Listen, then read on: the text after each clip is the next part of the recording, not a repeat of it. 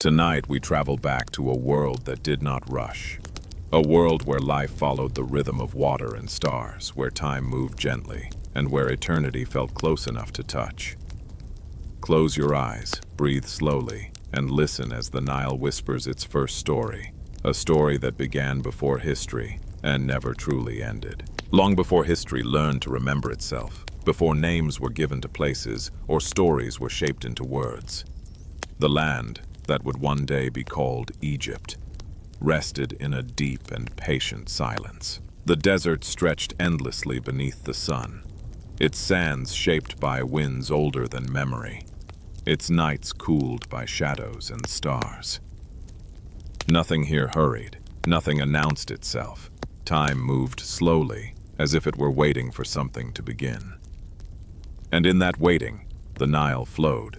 It did not arrive suddenly, nor did it break the land open with force.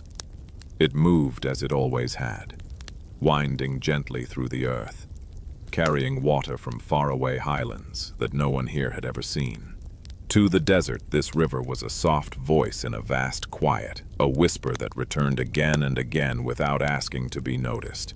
Its waters reflected the sky by day and gathered the stars by night, holding their light in trembling patterns that shifted with every breath of wind. The desert listened. Before people learned the river's name, before they followed its curves with purpose, they passed nearby as wanderers, shaped by survival and motion.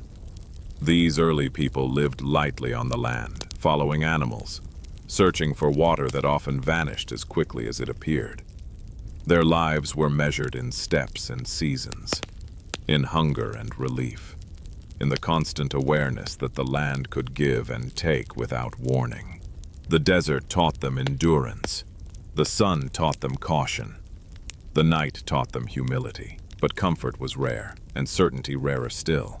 Then, one day, perhaps after many days blurred together by travel and heat, they heard a sound that did not belong to wind or silence. It was low and steady, a continuous murmur that carried no threat. Drawn by curiosity and need, they approached carefully, watching the land change beneath their feet as dry sand gave way to darker soil, as sparse plants thickened into reeds and grasses. And there it was, a wide living ribbon of water, calm and unafraid of the sun, flowing patiently through a land that otherwise resisted life. They stopped.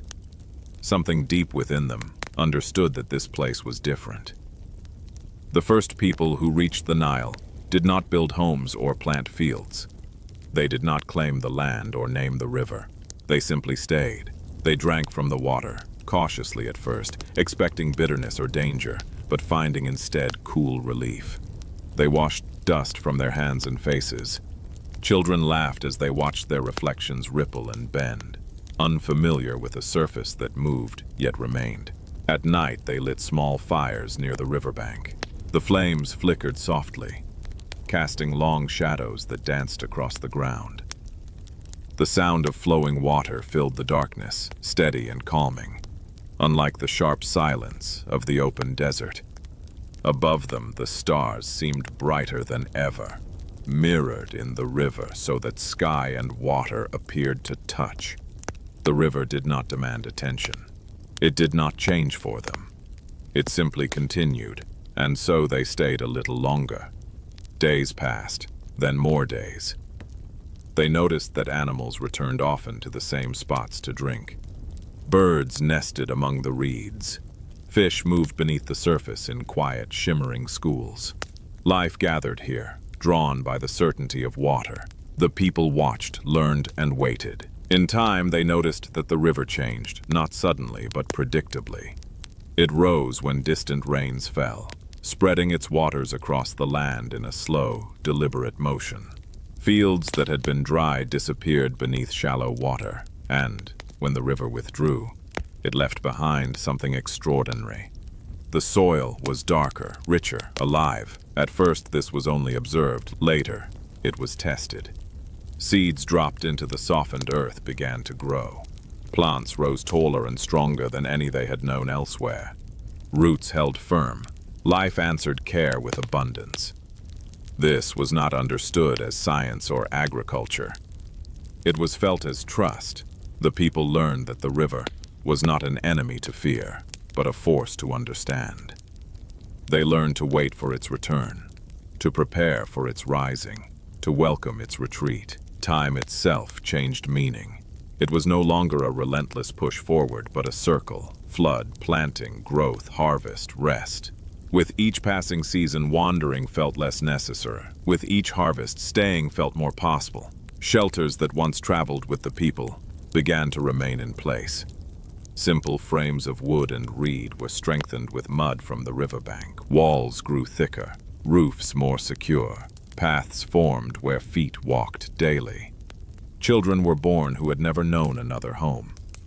Their earliest memories were of sunlight shimmering on water, of cool mud beneath their toes, of birds rising at dawn, and stars filling the night. They learned the river's moods before they learned words. They understood where the water was calm, where the fish gathered, where the soil was best for planting.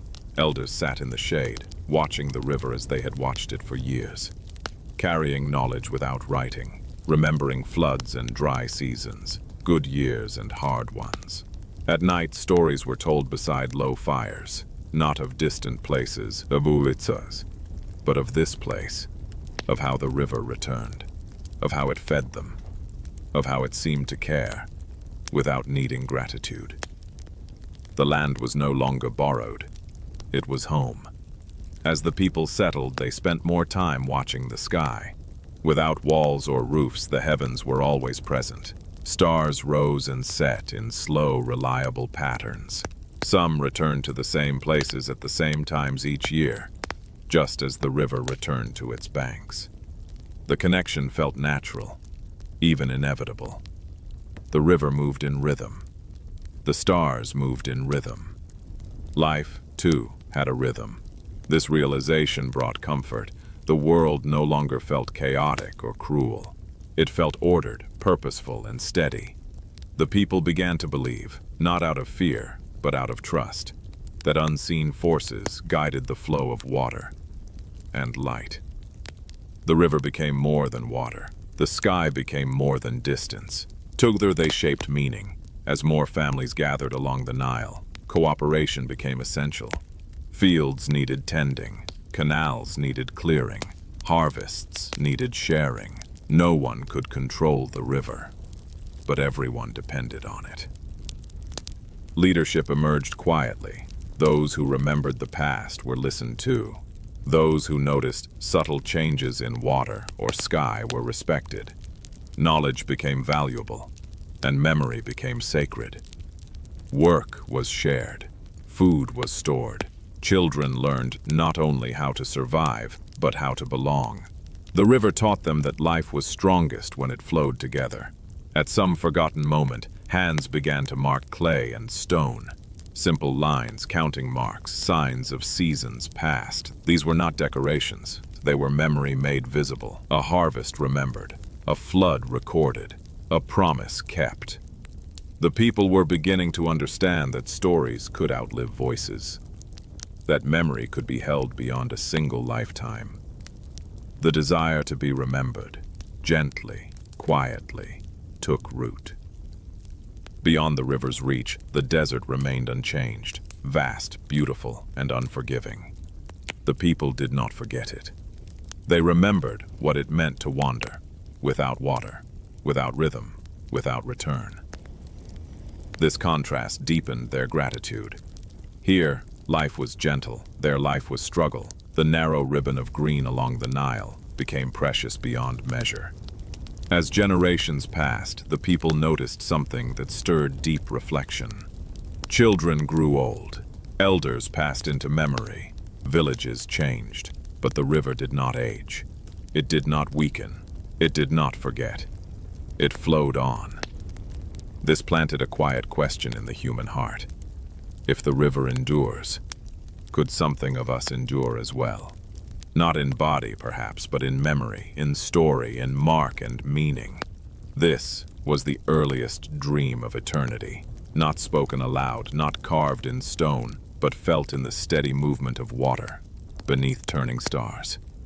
No one announced the birth of a civilization. There were no crowns, no monuments, no written laws. There was only trust, rhythm, and belonging.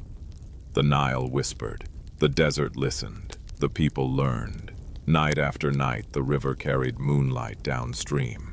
Fires burned low. Children slept to the sound of water. Elders watched the stars turn slowly overhead.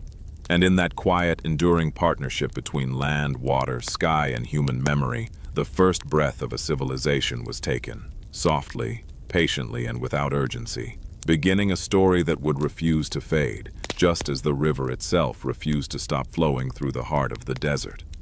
Long after the first people learned to trust the river and build their lives beside it, the Nile continued to flow with the same quiet certainty it had always known. And in its steady movement, the people began to sense as something far greater than water alone, something that reached beyond survival and into meaning. Because the river did not merely give life, it ordered it, shaping not only the land beneath their feet, but the way they understood time, the heavens, and the mysterious idea of eternity. And as generations passed along the banks of the Nile River, its yearly rise and set became the heartbeat of existence itself, a rhythm so dependable that it felt intentional, as though the world were guided by unseen hands moving with infinite patience.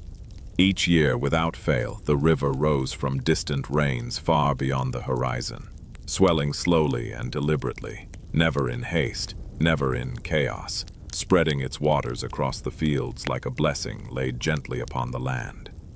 And the people learned to recognize the signs of its coming, the changing color of the water, the subtle shift in the air, the appearance of certain stars in the night sky. And these signs were not merely observations but messages, a language spoken by the world itself, teaching them that time was not random but arranged, not a straight line rushing toward an end, but a great circle that returned to its beginning again and again, carrying life forward without ever truly leaving the past behind. In the earliest days, this rhythm was simply practical knowledge, a matter of planting and harvest, of preparation and patience. But slowly, almost without notice, it became something sacred, because anything so reliable in a world otherwise full of uncertainty felt purposeful, and the people began to believe that such order could not exist without intention, that behind the river's timing and the sky's movements were powers that did not sleep, forces that maintained balance so carefully that life could depend upon them without fear. And so belief grew not from terror or desperation, but from gratitude and trust, from the comfort of knowing that tomorrow would resemble yesterday, and next year would return just as the last had done. Time itself changed meaning beside the river, because while human lives were brief and fragile, measured in seasons and breaths, the river endured beyond any single lifetime, flowing as it had flowed before memory, and continuing as it would long after memory faded. And this endurance shaped the Egyptian sense of forever, teaching them that existence did not vanish when something ended but transformed, returned, and continued in another form, just as the floodwaters vanished, only to come again, just as the sun disappeared each night only to rise once more at dawn, and in watching these cycles repeat with unwavering faithfulness, the people learned that permanence did not require stillness, and eternity did not mean change was absent. It meant change followed a pattern that could be trusted. As villages grew into towns and towns into cities, this understanding of rhythm extended into every part of life, shaping work, ceremony, and thought, because planting was no longer simply an act of necessity, but a participation in the order of the world. And harvest was no longer just survival, but a moment of alignment between human effort and divine timing, and even rest had its place, arriving naturally when the fields were full and the river withdrew, allowing the land and the people alike to breathe. And through this shared rhythm, the boundary between the human world and the sacred world grew thin, almost invisible, as if the gods themselves moved within the same patterns of water and light.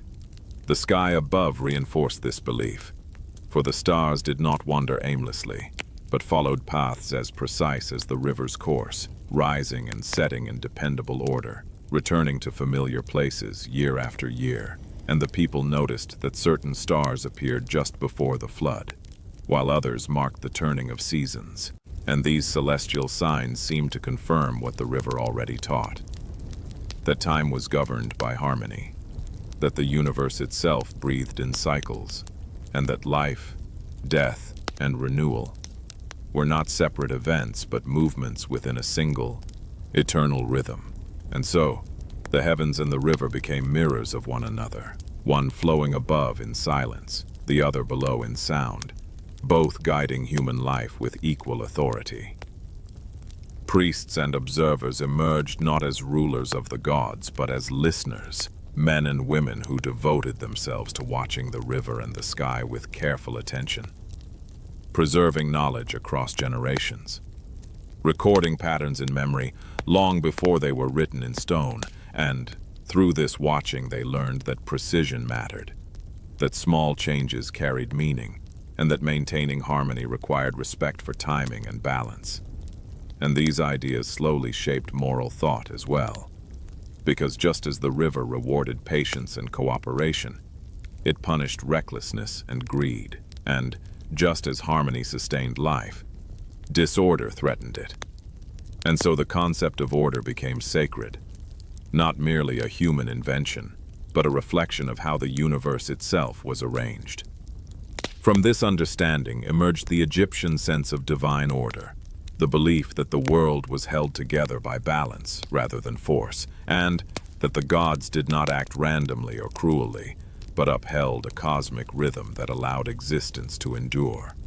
And this belief softened fear of the unknown, because even death began to seem less like an ending and more like a transition, a movement from one state of being to another, governed by the same laws that guided water and stars. And in this way, the river taught the people not only how to live, but how to face mortality with calm acceptance, trusting that what followed would also belong to the great pattern of return.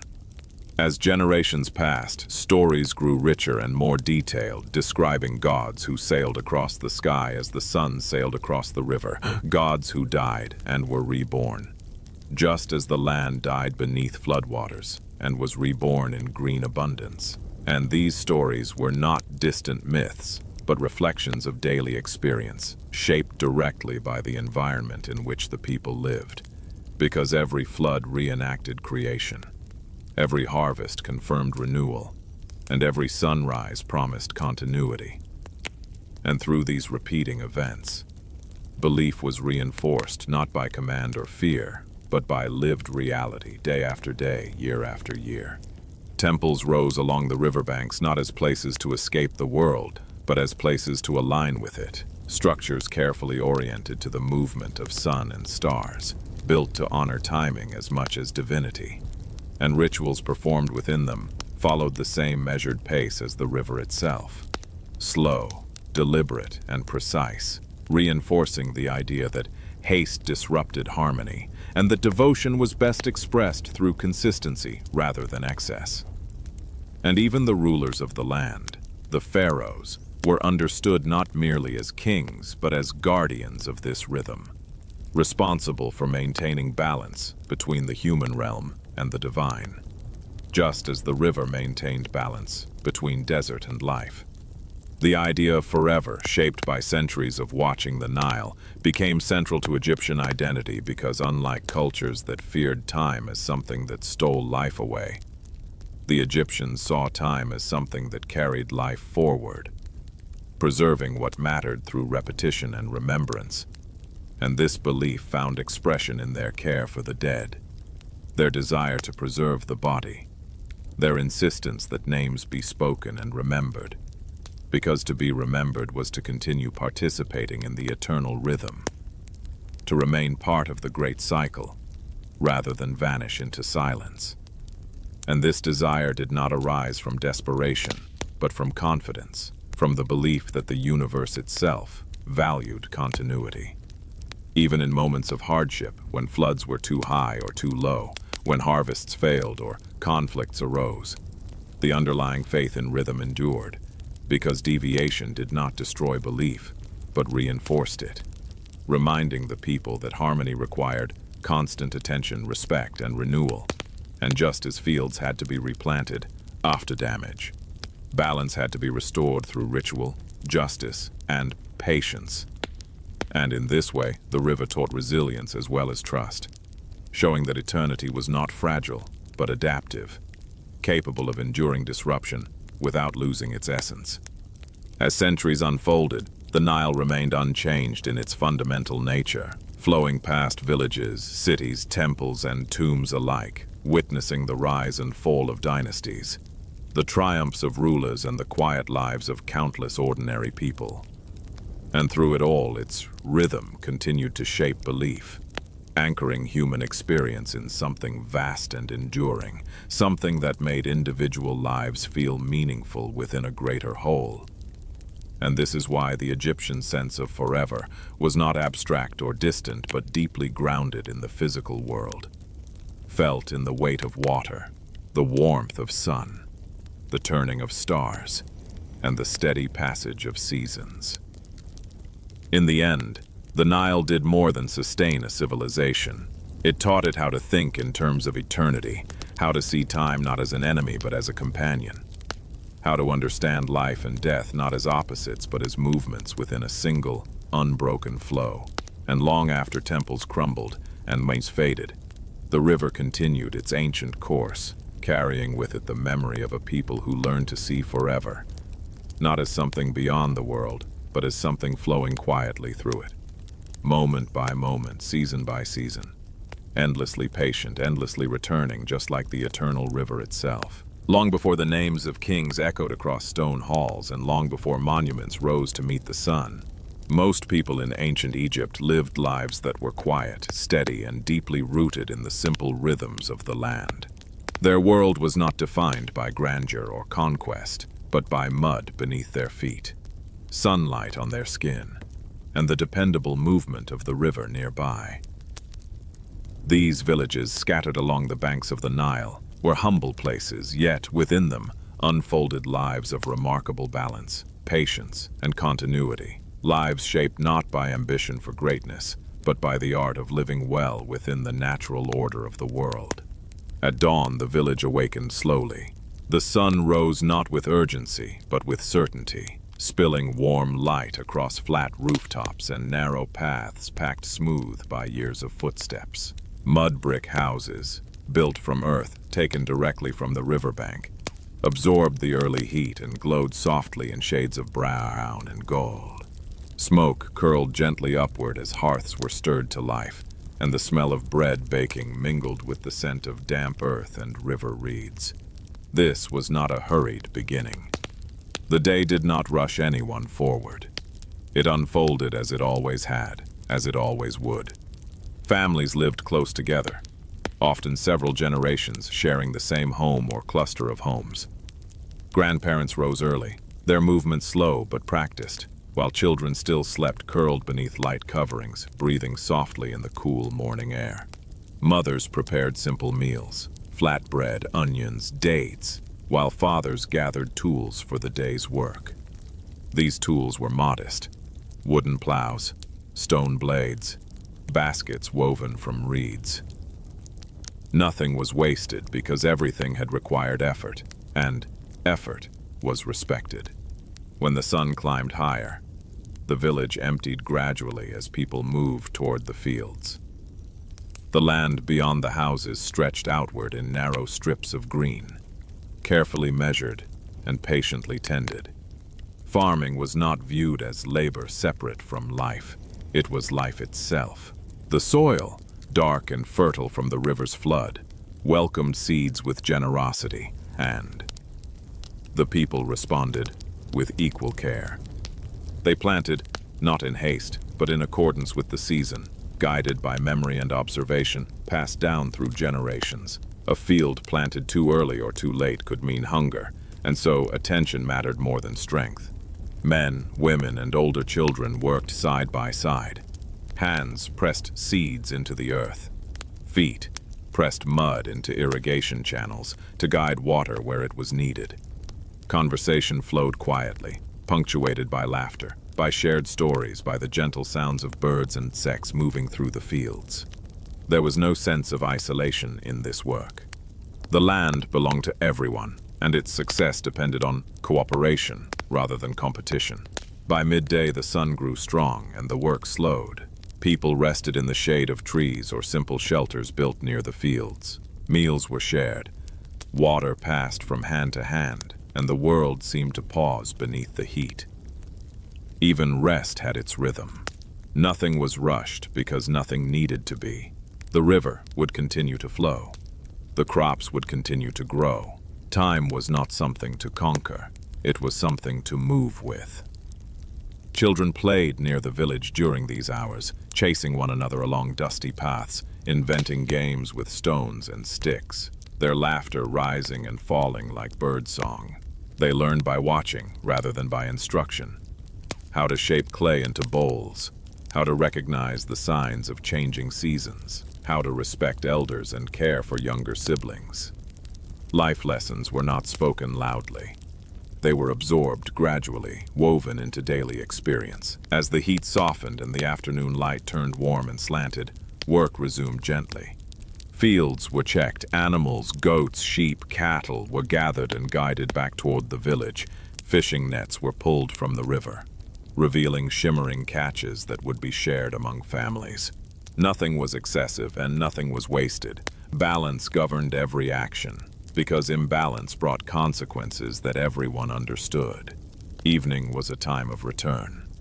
The village filled again with sound and movement as people came home carrying tools, baskets, and children tired from play. Fires were lit once more, and meals were prepared from what the day had provided. People sat together on rooftops or near doorways, eating slowly, talking quietly, watching the sky deepen from gold to blue to black.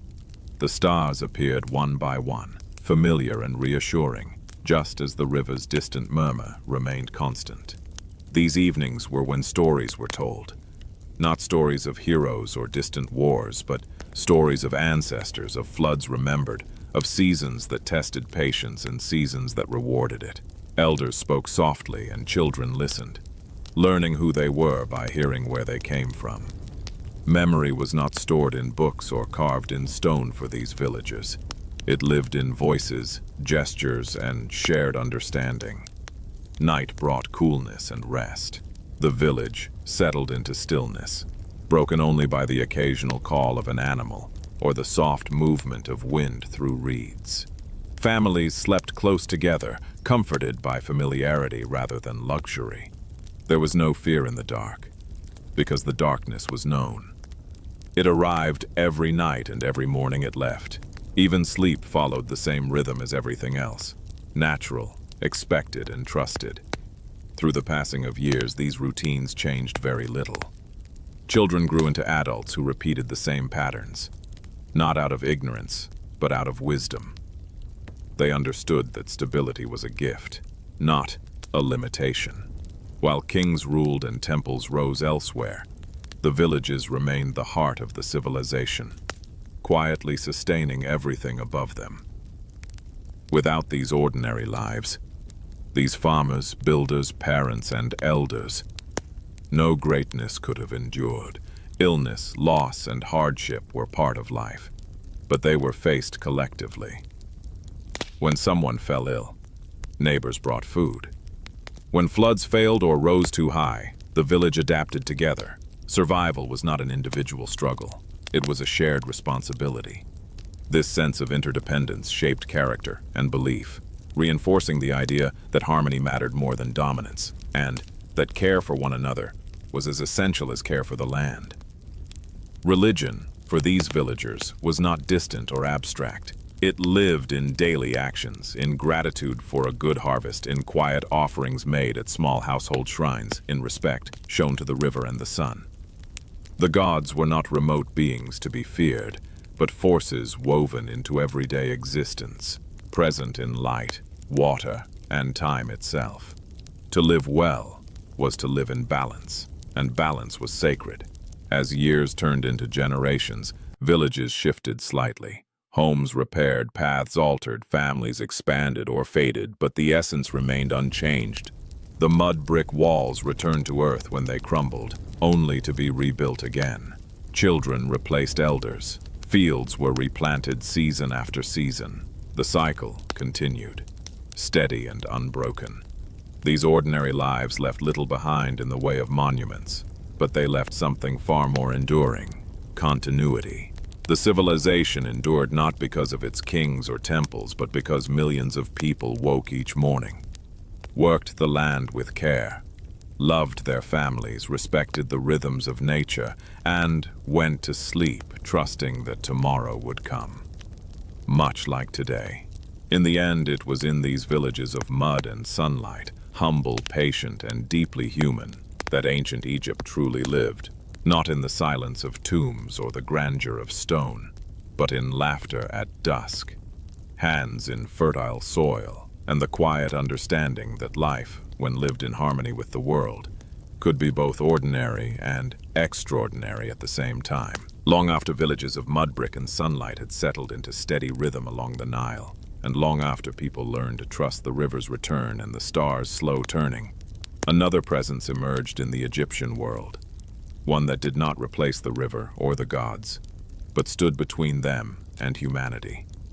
Quiet and immense, carrying a burden as heavy as the land itself. This presence was the pharaoh, not merely a ruler, but a living bridge between heaven and earth, a human body entrusted with divine balance. And from the very beginning, the power of the pharaoh was not defined by noise or force, but by stillness, continuity, and sacred responsibility. In Egypt, power did not need to shout. It did not need to prove itself each day through conquest or cruelty. Like the Nile, it was expected to endure, to remain steady, and to preserve harmony above all else. The pharaoh was not imagined as a god who ruled for personal glory, but as a living vessel through which divine order flowed into the human world. His authority did not come from armies alone, nor from wealth or fear, but from belief. Belief shaped by centuries of watching the universe behave with patience and precision. Just as the sun rose each morning and the river returned each year, so too was kingship meant to continue without disruption. From the moment of birth, a future pharaoh was surrounded by ritual and expectation. He was not raised as an ordinary child, even though his body was human and his emotions familiar. His education focused not only on leadership and tradition, but on restraint, balance, and endurance. He learned that he did not own the land. He served it. He did not command the gods. He upheld their order. His role was not to change the world, but to keep it from falling apart. This idea shaped the very nature of Egyptian kingship. The pharaoh stood at the center of the universe, as Egyptians understood it, not as a tyrant, but as an anchor. His presence was believed to keep the river flowing in balance, the seasons turning correctly, the stars moving along their paths. If he ruled justly, harmony prevailed. If he failed, chaos threatened everything. Power, therefore, was inseparable from responsibility, and authority was measured not by expansion, but by stability. When the pharaoh appeared in public, he did so with calm formality. His movements were deliberate. His words were measured. He wore symbols not to decorate himself, but to remind everyone, including himself, of the forces he embodied. Crowns represented unity. Crooks and flails symbolized guidance and protection. Every gesture reinforced the idea that he was not acting as an individual, but as a living embodiment of order. Yet beneath the gold and linen, beneath the rituals and symbols, the pharaoh was human. He ate, slept, aged, and eventually died. This was not a contradiction in Egyptian belief, but a necessary truth. The pharaoh's humanity was what allowed the divine to touch the human world. His mortality made continuity essential. When one pharaoh died, another had to rise quickly, ensuring that the sacred chain was never broken. The throne could not be left empty, because emptiness invited disorder. This belief shaped succession rituals with great care. Coronations were not celebrations of personal triumph, but moments of cosmic importance. The new pharaoh did not become king simply by wearing a crown. He became king by assuming responsibility for the balance of the world. Ritual words were spoken, ancient gestures repeated, and the weight of eternity placed gently but firmly upon his shoulders. The daily duties of the pharaoh reflected this sacred role. While officials managed administration and generals commanded armies, the pharaoh's most important work was spiritual. He performed rituals to honor the gods, offered prayers to sustain balance, and symbolically renewed creation itself. These acts were not seen as symbolic gestures alone. They were believed to actively maintain harmony. Without them, the universe could drift toward chaos. This understanding gave Egyptian power a unique character. Unlike rulers elsewhere who sought constant expansion or personal immortality through conquest, Egyptian pharaohs were judged by how well they preserved what already existed. Peace was preferable to war. Continuity was valued over change. Even monumental building projects, such as temples and tombs, were not expressions of ego, but attempts to anchor permanence in stone, to reflect the eternal patterns seen in nature. The people accepted this system not because they were forced to, but because it aligned with everything they observed. They saw that stability brought prosperity. They saw that disorder brought suffering. The pharaoh, as guardian of balance, became a reassuring presence, a figure who absorbed the anxieties of the world, so that ordinary life could continue uninterrupted. Farmers planted crops, trusting that the seasons would remain steady. Families raised children, believing that the world would not suddenly unravel. This trust did not mean blind obedience. Pharaohs who failed in their duties, who disrupted balance through injustice, neglect, or excessive ambition, were remembered differently. History did not forgive them easily. Their monuments were neglected, their names faded. In Egyptian thought, to be forgotten was the greatest punishment, because remembrance was a form of eternal life. A pharaoh who disrupted harmony risked being erased from the rhythm he was meant to protect. Death did not end the pharaoh's responsibility. In fact, it transformed it. After death, the pharaoh was believed to fully join the divine realm, continuing to support the world from beyond. This belief gave rise to elaborate burial practices, not as acts of vanity, but as necessary transitions. The tomb was not a final resting place. It was a gateway. Preserving the body and name ensured that the pharaoh could continue his role in maintaining order. This connection between life, death, and responsibility reinforced the Egyptian understanding of forever. Eternity was not distant or abstract. It was active, continuous, and present in every generation. Each pharaoh inherited not only a throne, but the accumulated duty of all who came before him.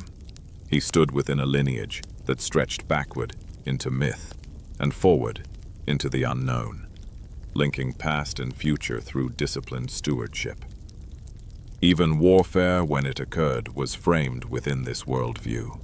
Battles were not fought for glory alone, but to restore balance when threatened. Victory was presented as the re-establishment of order, not the humiliation of enemies. The pharaoh's role was not to dominate endlessly, but to protect the borders of harmony, ensuring that chaos remained outside the world. Egypt understood as ordered and sacred. Over centuries, this system produced remarkable continuity. Dynasties rose and fell. Individual rulers varied in ability and character. Yet the core idea of kingship endured. The pharaoh remained the calm center around which everything turned. His image filled temples and reliefs, not to glorify personal achievements, but to reassure the people that balance remained intact, that the cosmic rhythm continued unbroken. To modern eyes, this concentration of power may appear absolute, even overwhelming, but within its original context, it functioned as a stabilizing force. The pharaoh absorbed the weight of divine expectations so that ordinary people could live ordinary lives. Farmers could focus on fields. Artisans could shape stone and clay. Families could gather at night beneath familiar stars. The world felt held together. In this way, the pharaoh was less a ruler standing above society and more a pillar standing within it. His stillness allowed motion elsewhere. His burden allowed freedom below. His responsibility allowed continuity across centuries. And so, while monuments may crumble and names may fade, the idea of the pharaoh as a living god, calm, enduring and bound by sacred duty, remains one of the most powerful expressions of how ancient Egypt understood power itself. Not as domination, but as guardianship. Not as noise, but as order. Not as fleeting triumph, but as the patient maintenance of a world that believed deeply in balance, rhythm, and forever. Long before the first stone was cut, before hands touched limestone, or ropes were pulled tight against human muscle, the pyramids already existed as an idea. Quiet, vast, and patient, forming slowly in the collective mind of a civilization that had learned to think not in years or lifetimes, but in cycles, returns, and forever. Along the western edge of the Nile, where the sun fell each evening and the desert stretched into silence, the Egyptians looked out across the empty plateau and imagined something that would not move, would not decay, and would not forget. In a land where everything followed rhythm and return, the pyramid was conceived as stillness made visible, a shape that would hold eternity in place while the world flowed endlessly around it. The choice of land was deliberate. The pyramids would rise on the western horizon, where daylight ended and night began, where the sun completed its daily journey and entered the realm beyond sight. To the Egyptians, west was not merely a direction, it was a threshold. Life continued beyond it, just as the sun returned each morning after disappearing each night. Here, on what would later be known as the Giza Plateau, stone would speak the language of eternity, and silence would become a form of memory. The decision to build a pyramid was not driven by spectacle or pride alone. It was an act of cosmic alignment. The pharaoh, who carried the weight of divine order in life, was expected to continue that role after death. His body could not simply vanish into the earth. It had to be protected, preserved, and anchored within the eternal rhythm of the universe. The pyramid was not a tomb in the modern sense. It was a bridge, a machine of stone designed to assist transformation, ensuring that the pharaoh's spirit could rise, endure, and return, just as the sun did every day. When construction began, there was no urgency. Time was not an enemy to be defeated, but a companion to be respected. The builders did not rush, because they were building for a future they would never see. Each stone placed was an offering to generations yet unborn. Quarrying began with careful precision. Blocks cut from limestone beds using tools that were simple but effective, guided by experience rather than haste. The sound of stone being shaped echoed across the plateau, steady and rhythmic, like breathing. Thousands of workers participated, not as slaves driven by fear, but as laborers fulfilling a sacred duty. Many were farmers who worked during seasons when the Nile flooded their fields, turning agricultural downtime into collective purpose. They came from villages along the river, bringing with them the same patience and cooperation they practiced in farming. Their work was organized, measured, and calm. Food was provided, shelter was arranged, injuries were treated. This was not chaos, it was orchestration. Stone by stone, the pyramid rose. The process was repetitive, almost meditative. Blocks were hauled along prepared paths, guided by ropes, sleds, and coordinated effort. Voices called out not in anger, but in rhythm, aligning movement with breath. Sweat darkened linen garments. Dust clung to skin. The sun traced its arc overhead, day after day, year after year. There were no dramatic moments, no sudden breakthroughs, only persistence, patience, and trust in the plan. As the structure grew taller, its shape became unmistakable. The pyramid was not chosen arbitrarily. Its form echoed the rays of the sun descending toward the earth, a frozen beam of light made solid. It pointed upward while remaining firmly grounded, connecting sky and land in a single gesture. From a distance, it appeared calm and unchanging, even as endless labor unfolded around it. This contrast was intentional. The effort was human. The result was timeless. Inside, passageways were carved with equal care, corridors aligned with stars. Chambers were positioned with symbolic intent. Nothing was accidental. Every angle, every measurement reflected a belief that order mattered, that harmony could be expressed through geometry as clearly as through ritual. The pyramid was not merely built. It was tuned like an instrument designed to resonate with the universe. As years passed, generations of workers came and went. Children were born, grew older, and joined the labor. Elders retired and were remembered. The pyramid remained, rising slowly, steadily, indifferent to individual lives, yet made possible only through countless human hands. This was perhaps its greatest lesson, that eternity is built not by one life, but by many, working together across time. When at last the outer casing stones were placed, smooth white limestone, fitted so precisely that seams nearly vanished, the pyramid would have shone brilliantly under the sun, a mountain of light visible for miles. By day it reflected the sky. By night it held moonlight and starlight against its surfaces. It did not dominate the landscape violently. It completed it, standing as a counterpoint to the flowing river and shifting desert. The completion of a pyramid was not marked by celebration alone, but by silence and reverence. The work was finished, but its purpose was just beginning. Within, the pharaoh would be laid to rest, surrounded by objects meant not for luxury, but for continuity, tools, symbols, offerings that acknowledged life's persistence beyond death. Rituals were performed slowly, deliberately, aligning human action with cosmic movement. The tomb was sealed, not to hide, but to protect. And then, the builders left. The pyramid remained. Seasons passed. Floods came and went. Villages thrived. Dynasties changed. The pyramid did not respond. It did not age as humans did. Wind brushed its surfaces, sand gathered at its base. Stars turned overhead. The monument stood in perfect stillness, fulfilling its role simply by enduring. For the people who lived nearby, the pyramids were not strange or distant wonders. They were part of the landscape, as familiar as the hills or the river. Children grew up beneath their shadow.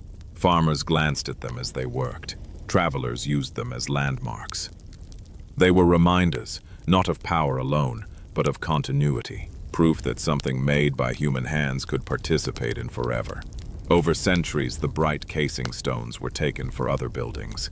Earthquakes shifted blocks, and time left its marks. Yet the core remained intact. The pyramids refused to collapse, refused to vanish. Even as languages changed and beliefs evolved, the stones continued to hold their shape, preserving the intention placed within them long ago. What the pyramids ultimately represent is not domination but patience, not conquest but faith in the future. They are monuments to a civilization that believed deeply in order, balance, and the responsibility to those who would come after.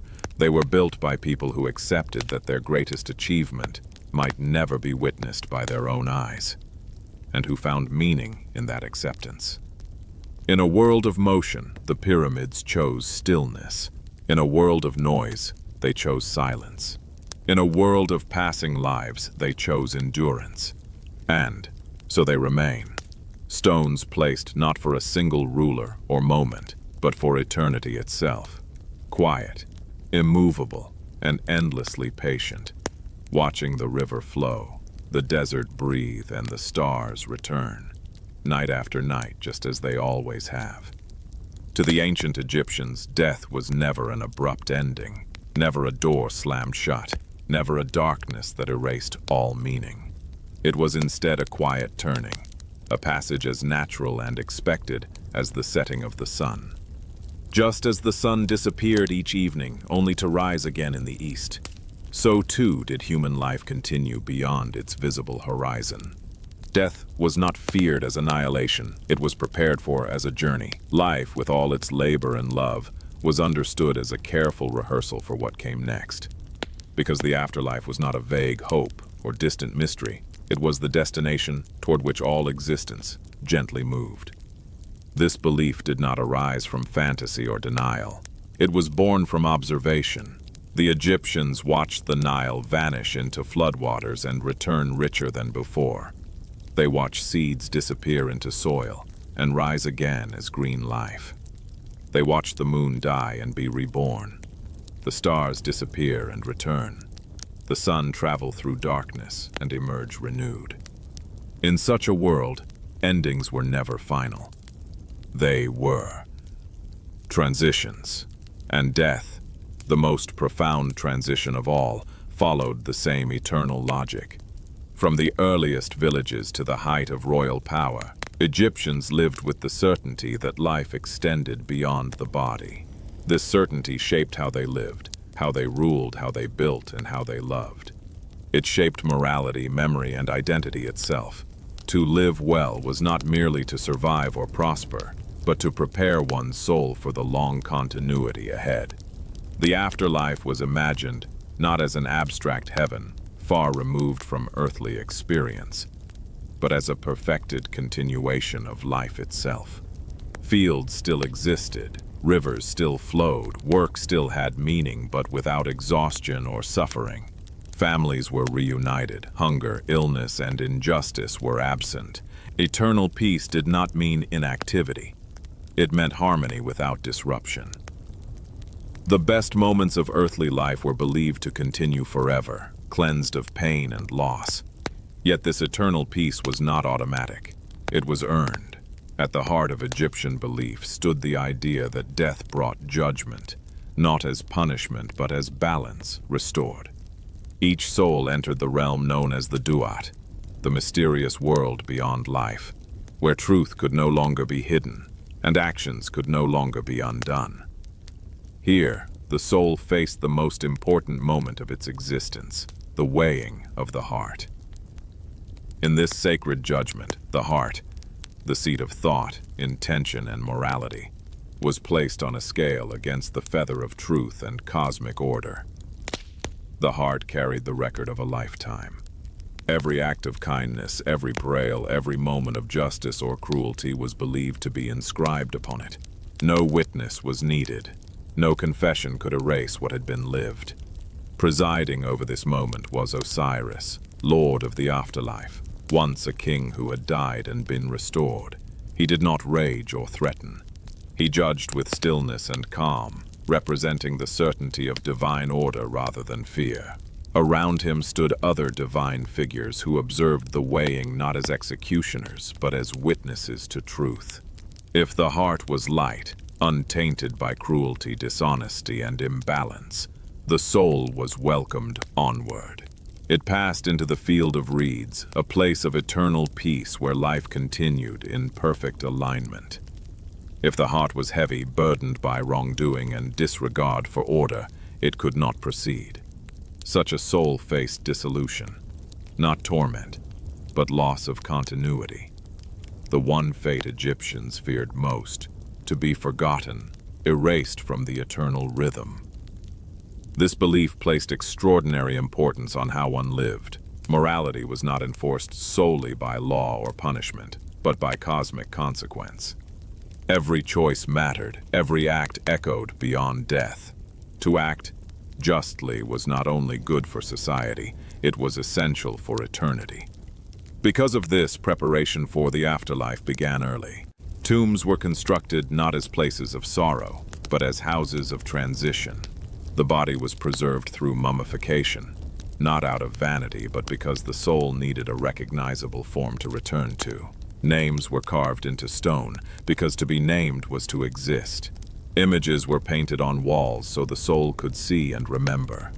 Texts were written to guide the deceased safely through the dangers of the duat. These texts, later known as the Book of the Dead, were not spells of fear, but maps of reassurance. They taught the soul what to say, how to recognize danger, how to affirm truth. They were filled with calm confidence, reminding the dead that they had prepared, that they belonged, that the universe itself was structured to welcome those who lived in balance. The afterlife was not reserved only for kings or elites. While pharaohs had the most elaborate preparations, the belief in eternal life extended to all people. Farmers, artisans, mothers, and children all hoped for continuity beyond death. Even modest graves contained offerings, food, tools, amulets, simple gestures of faith in what came next. Eternity was not exclusive. It was universal, governed by truth rather than status. This belief softened the fear of death. Grief still existed, loss still hurt, but death was not seen as separation without reunion. Loved ones were believed to watch over the living, to intercede, to remain present in unseen ways. Ancestors were remembered, spoken to, honored. Memory itself became a sacred act because remembrance allowed the dead to continue participating in the world. The Egyptians did not rush toward death, nor did they dismiss life as insignificant. On the contrary, life mattered profoundly because it shaped eternity. Earthly existence was precious precisely because it was temporary. Every day was an opportunity to live in alignment with truth, to lighten the heart, to prepare the soul for its long journey. This worldview created a deep sense of calm. Death was inevitable but not terrifying. The universe was ordered. Justice existed beyond human systems. Balance would be restored. Even suffering had context. Even hardship had meaning. Nothing was wasted. Nothing was lost without trace. As centuries passed, these beliefs endured with remarkable consistency. Dynasties rose and fell. Foreign rulers came and went. Temples crumbled. Yet the core idea remained. Life continues, truth matters, and eternity is shaped by how one lives. This continuity gave Egyptian civilization its unique stillness, its patience, its refusal to panic in the face of change. To modernize, the care given to tombs and the dead may appear excessive, but to the Egyptians it was simply logical. Why would one neglect the longest part of existence in favor of the shortest? Why would one prepare endlessly for a single lifetime and ignore eternity? And so they built, preserved, remembered, and believed. The afterlife was not an escape from life. It was its fulfillment. Not a reward detached from effort, but the natural continuation of a life lived in harmony. Death was not the end of the story. It was the moment when the story revealed its full meaning. And in that belief, quiet and unwavering, the ancient Egyptians found peace, not only in death but in life itself, knowing that nothing lived with care and truth would ever truly disappear. In ancient Egypt, death was not approached with haste, fear, or finality. It was approached slowly, gently, and with deep respect as one approaches sleep after a long and meaningful day. When a person died, their body was not seen as something abandoned by life, but as something still essential, an anchor for the soul, a familiar home that would be needed again. Mummification was therefore not an act of denial, nor a desperate attempt to resist decay, but a careful and loving preparation, a ritual of patience meant to protect continuity, memory, and peace. The Egyptians believed that the human being was made of many parts, all of which had to remain in harmony for eternal life to be possible. The body, the name, the shadow, the heart, and the spiritual essence were bound together like threads in a single fabric. If one thread was lost, the whole could unravel. The body especially was essential. It was the recognizable form to which the soul could return after its long journey through the afterlife. Without it, the soul might wander, unable to rest, And so, when death came, the work of preservation began. Not quickly, not casually, but through a process refined over centuries, shaped by belief, observation, and reverence. The place of mummification was quiet and set apart. It was not a place of sorrowful cries, but of focused stillness. Those who performed the rituals were specialists, trained not only in technique, but in sacred responsibility. They worked under the protection of Anubis, the jackal-headed guardian of transitions, who watched over the dead and guided them safely from one state of being to another. In images and reliefs, Anubis is often shown bending gently over the body, a symbol not of fear, but of care. The body was first washed with clean water from the Nile, the same river that had given life and sustained it. This washing was both practical and symbolic, a final cleansing, a return to purity. Oils and aromatic resins were applied, filling the air with calming scents that softened the presence of death. The body was spoken to softly, treated as though it could still hear, because in a sense, it could. Death did not erase awareness, it transformed it. The most delicate work followed. The organs that would decay quickly were carefully removed, treated, and preserved separately. Each was placed into a canopic jar, guarded by divine protectors, ensuring that nothing essential was lost. The heart, however, was left in place. It was the seat of conscience and memory, the part that would be weighed in judgment. To remove it would be to remove identity itself. The brain, considered less significant to thought than the heart, was gently extracted, not with violence, but with practiced skill. Every action was precise. Every movement had meaning. This was not a hurried task, but a ritual unfolding over many days, sometimes weeks, allowing time itself to participate in the transformation. Once prepared, the body was covered in natron, a natural salt that slowly drew out moisture. This stage required patience. The body rested quietly, drying gradually, protected from corruption, as if learning how to remain still. Silence filled the space. Outside, the sun rose and set. The river flowed. Life continued. Inside, time slowed, honoring the transition taking place.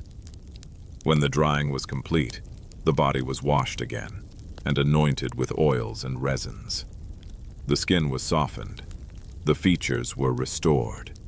In death, the body was not allowed to become unrecognizable. Familiarity mattered. The soul needed to see itself and know where it belonged. Then came the wrapping. Layer by layer, linen was placed around the body, soft, clean strips applied with care. Amulets were placed between the layers, each one offering protection, guidance, or strength.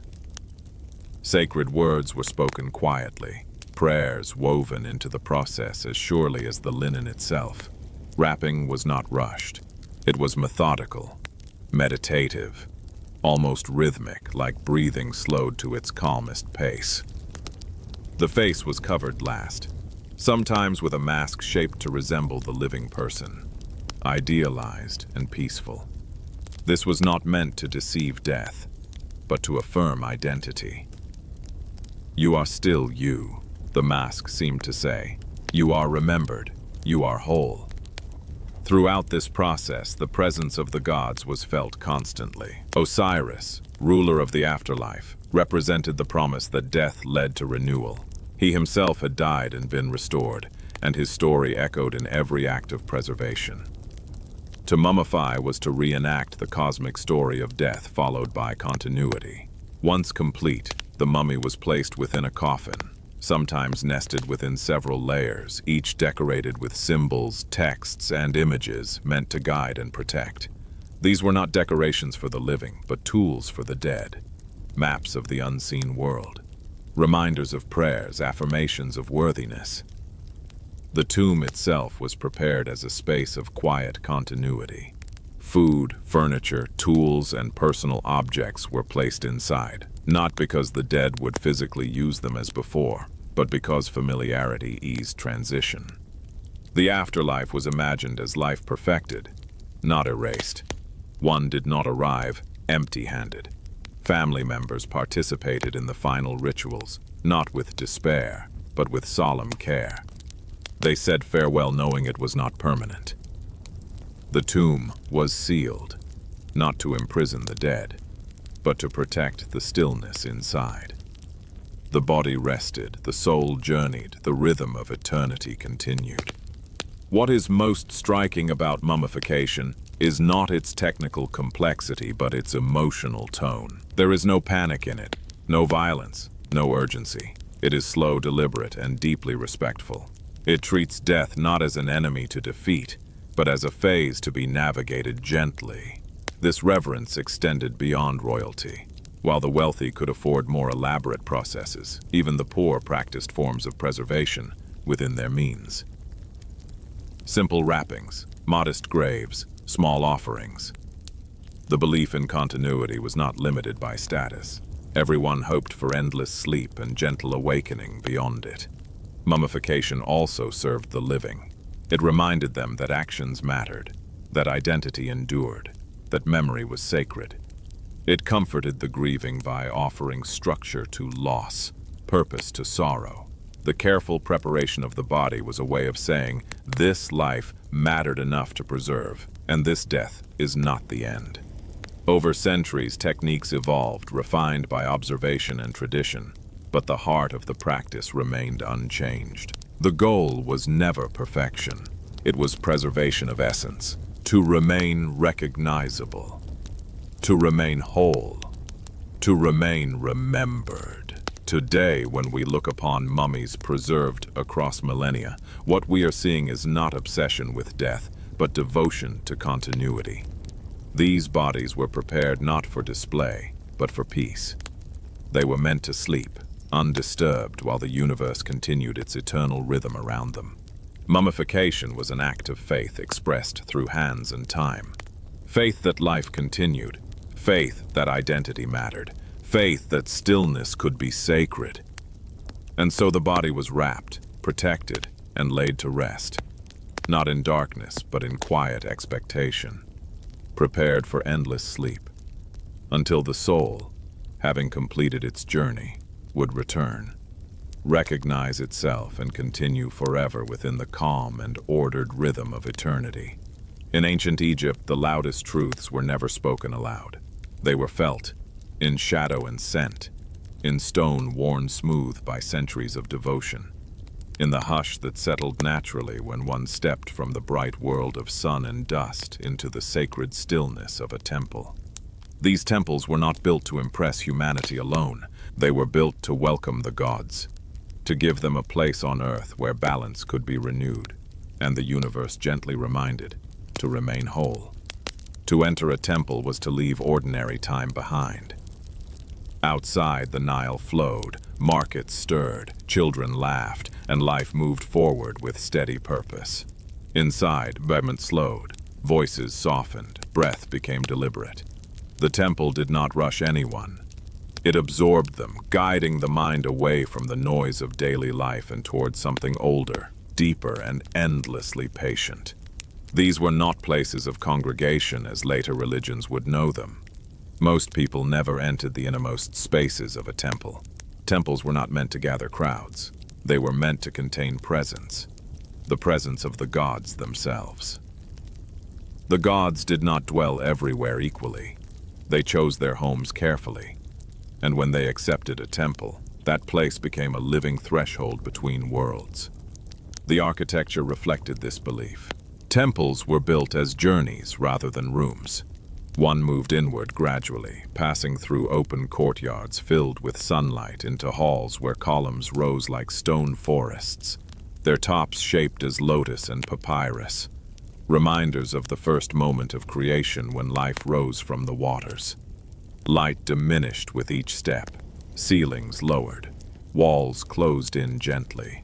The senses were guided away from the outer world toward the inner one. At the heart of the temple lay the sanctuary, the most sacred space of all. Here, in near darkness, the statue of the god resided, not a symbol, not a reminder, but a living presence. The statue was the body through which the god touched the world, just as the mummy preserved the human body for eternity. Only priests, purified and trained, were allowed to enter this space. Silence here was not enforced. It was natural. The priests understood that the gods did not need loud praise or dramatic displays.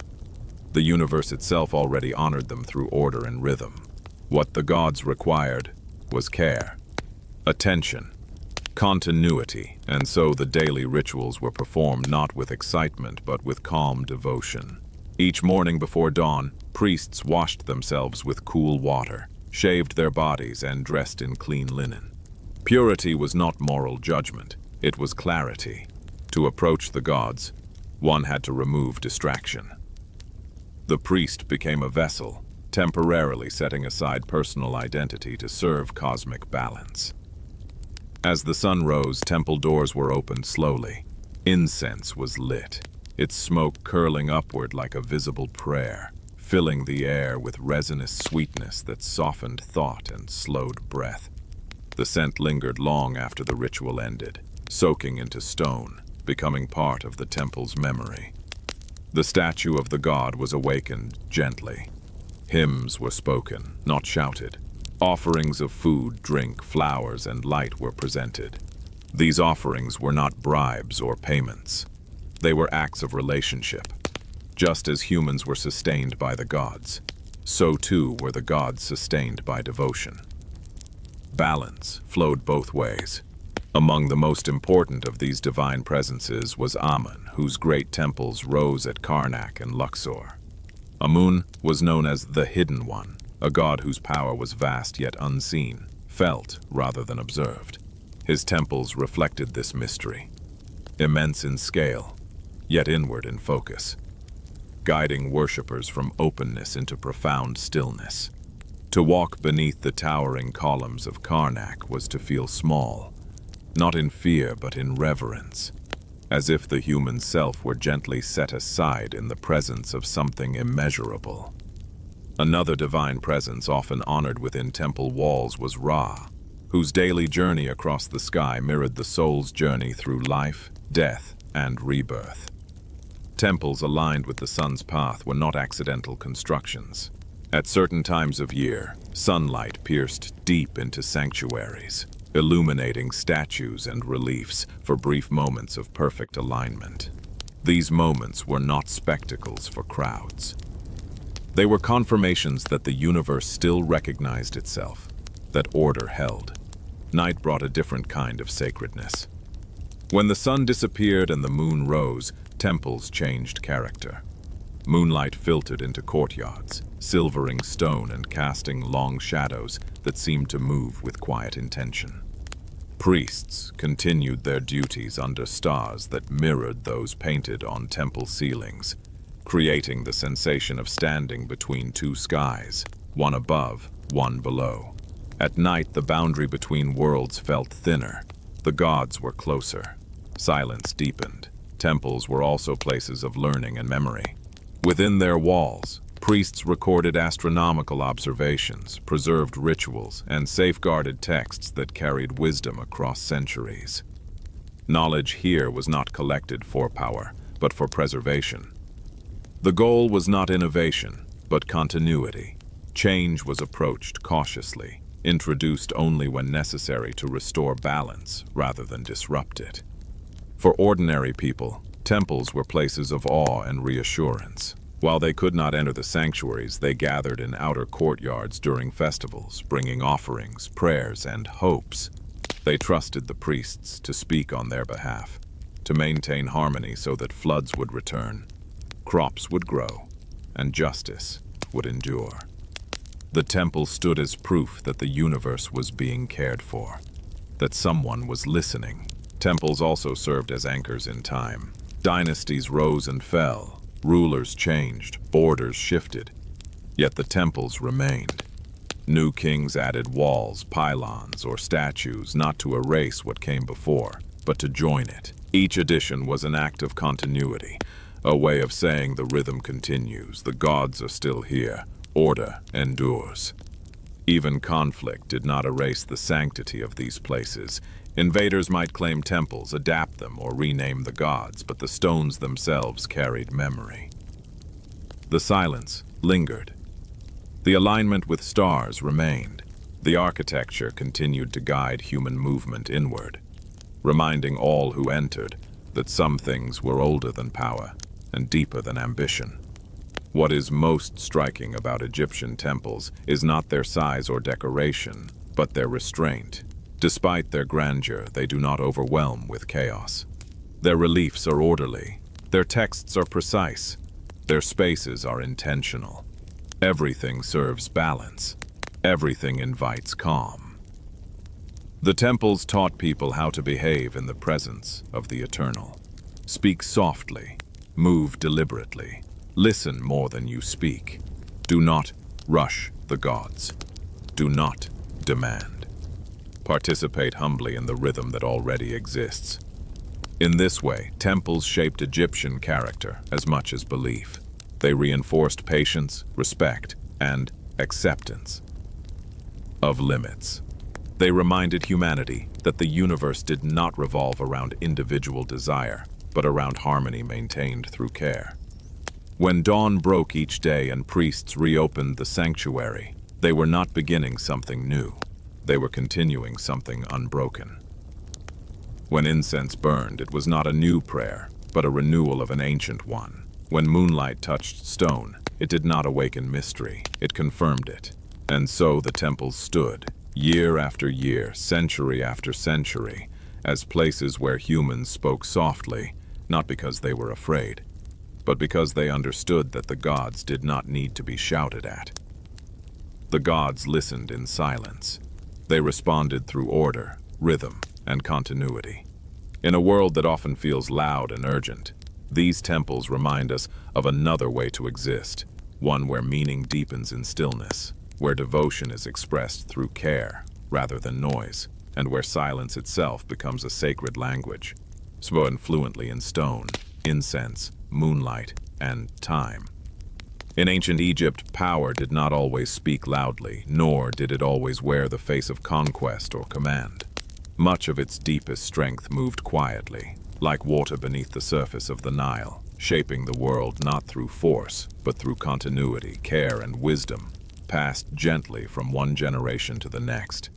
This quieter power lived in women, in queens who ruled with steadiness, in mothers who anchored families and communities, and in goddesses whose presence defined love, protection, and cosmic balance. Together they shaped the ages not by breaking the world open, but by holding it together.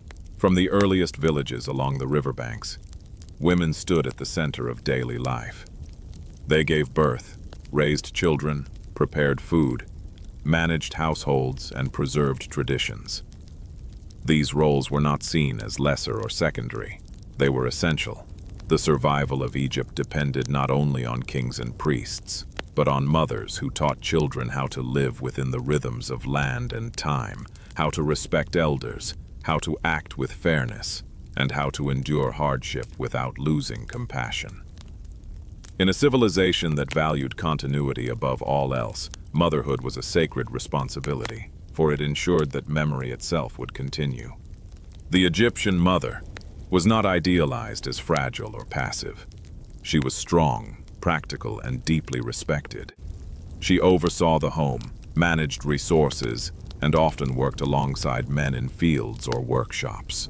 Her authority within the household was unquestioned, and her influence extended beyond it, shaping the moral character of future generations. Through lullabies, stories, and daily instruction, she passed down the values that allowed society to remain stable across centuries. This reverence for nurturing power was reflected in the divine world as well. Among the most beloved figures in Egyptian belief was Isis, the great mother goddess whose story embodied devotion, intelligence, and perseverance. Isis was not defined by raw strength, but by her ability to restore what had been broken. When her husband, Osiris, was killed and dismembered, she did not respond with rage or despair. She searched patiently, gathered what was lost, and through care and knowledge, brought him back to life. In doing so, she became the model of loyalty, protection, and healing. Isis was also the divine mother of Horus, whom she raised in secrecy and danger, protecting him from enemies until he was strong enough to claim his place in the world. This image of the mother as protector, watchful, resilient, and resourceful, resonated deeply with Egyptian families. The amulets bearing her image were worn for protection. Prayers were offered to her in times of illness or fear. She was not distant or unapproachable. She was present in the intimate moments of life, standing beside cradles, sickbeds, and graves alike. Alongside Isis stood Hathor, whose power was expressed through joy, beauty, music, and love. Hathor represented the warmth that made life worth living, the embrace that comforted, the laughter that healed, the pleasure that restored balance after hardship. She was both gentle and formidable, capable of nurturing life and defending it fiercely when threatened. In her temples, music and dance were acts of devotion, reminding worshippers that harmony was sustained not only through discipline, but through joy. These goddesses shaped how Egyptian women were seen and valued. Femininity was not associated with weakness, but with endurance, creativity, and moral authority. The divine world reflected the human one, and the human world mirrored the divine. Women could own property, initiate divorce, engage in trade, and participate in religious life with a degree of autonomy, rare in the ancient world. This was not equality as understood today, but it was recognition. Recognition that balance required both masculine and feminine forces working together.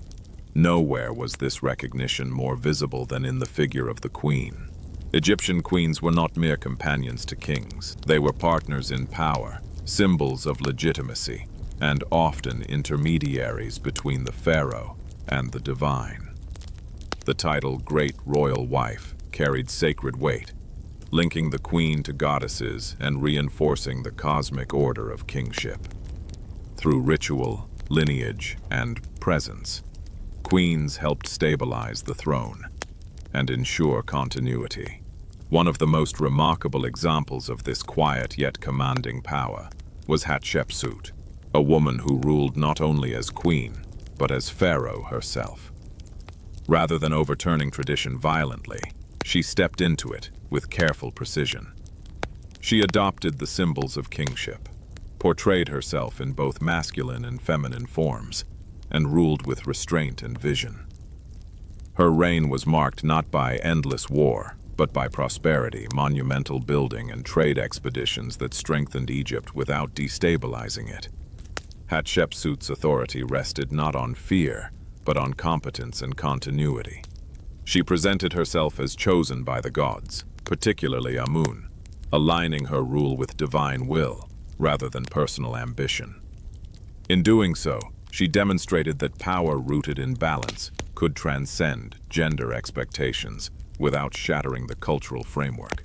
Her temples and monuments speak quietly of confidence, not arrogance. A ruler who understood that lasting influence came from stability rather than spectacle. Another figure who embodied subtle influence was Nefertiti, remembered not for ruling alone, but for shaping religious and artistic transformation alongside her husband. Her image, calm, composed, and unmistakably present, appears beside the king in rituals once reserved solely for male rulers. She did not need to seize authority openly. Her influence was woven into the fabric of change itself, guiding belief and identity during one of Egypt's most unusual periods. Beyond the royal court, countless unnamed women shaped history through ordinary acts repeated endlessly.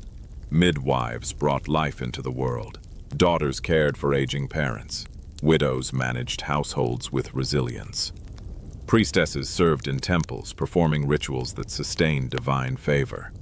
These lives rarely appeared in monumental inscriptions, yet they formed the foundation upon which everything else rested.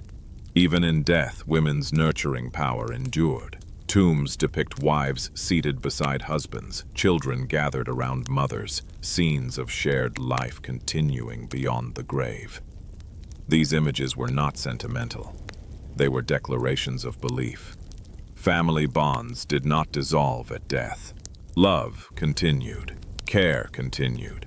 The afterlife itself was imagined as a reunion, guided by the same maternal protection that shaped life on Earth. This emphasis on nurturing strength also shaped Egyptian morality. Justice was not only about law and punishment, but about care. Care for the vulnerable, care for balance, care for truth.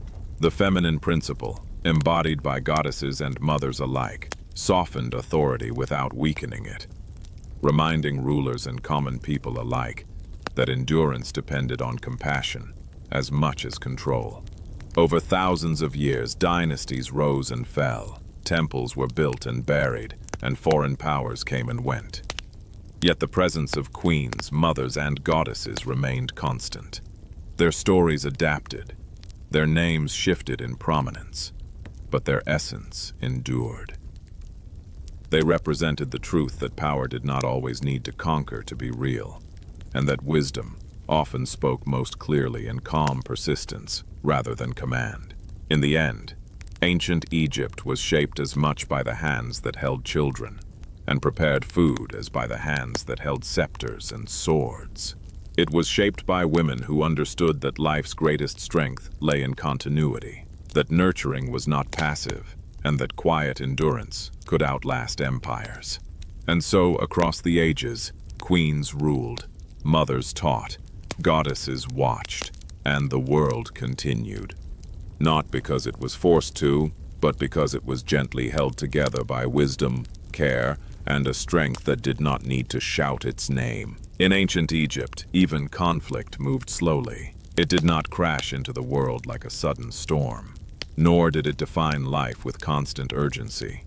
War existed, borders shifted, enemies appeared and vanished, but all of this unfolded beneath a deeper rhythm that never stopped, a rhythm shaped by the river, the seasons, and the long memory of time itself. To the Egyptians, conflict was not the center of existence. It was a disturbance along the edges, something to be managed, absorbed, and eventually quieted so that balance could return. The land of Egypt was naturally protected. To the east and west lay deserts vast and unforgiving, their silence acting as barriers more effective than walls. To the south flowed the Nile through narrowing valleys, and to the north, the river opened into the sea. These natural borders shaped Egyptian thought. Egypt was not imagined as a territory endlessly expanding outward, but as a carefully held space, a cultivated world of order surrounded by lands of unpredictability. What lay beyond was not always hostile, but it was other, and difference itself required caution. Because of this geography, war was never constant. Long periods of peace were the norm, interrupted occasionally by moments of tension or defense. When conflict came, it was often understood not as a heroic pursuit of glory, but as a necessary act to restore balance. The Egyptian world was meant to be orderly, stable, and continuous. Anything that threatened this, raiders, rival kingdoms, internal disorder, had to be addressed, not with chaos but with measured response. Egyptian soldiers were not glorified as individuals seeking fame. They were servants of order, extensions of the pharaoh's sacred responsibility. Their task was not endless conquest, but protection. Reliefs carved on temple walls show rows of soldiers moving in formation, calm and deliberate. Their movements synchronized, their purpose collective. Even in images of battle, there is little frenzy. The enemy is subdued, order reasserted, and the scene resolves into stillness. The pharaoh, as living guardian of balance, stood at the symbolic center of all conflict. War was never presented as a personal ambition of the king, but as a duty performed on behalf of the gods. When the pharaoh marched, he did so not as a warrior consumed by violence, but as an agent restoring harmony. Victory was framed as the re-establishment of cosmic order, rather than the humiliation of an enemy. To the south lay Nubia, a land rich in gold, resources, and culture. Egypt's relationship with Nubia shifted across centuries, from trade and cooperation to conflict and control. These interactions were not constant wars, but slow, evolving relationships shaped by need, geography, and time.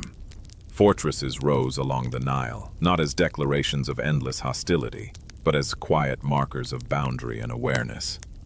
Life continued around them. Boats passed, traders traveled, the river flowed, reminding everyone that borders existed within continuity, not against it. To the northeast lay routes leading toward the Levant and beyond, lands where other great powers rose and fell.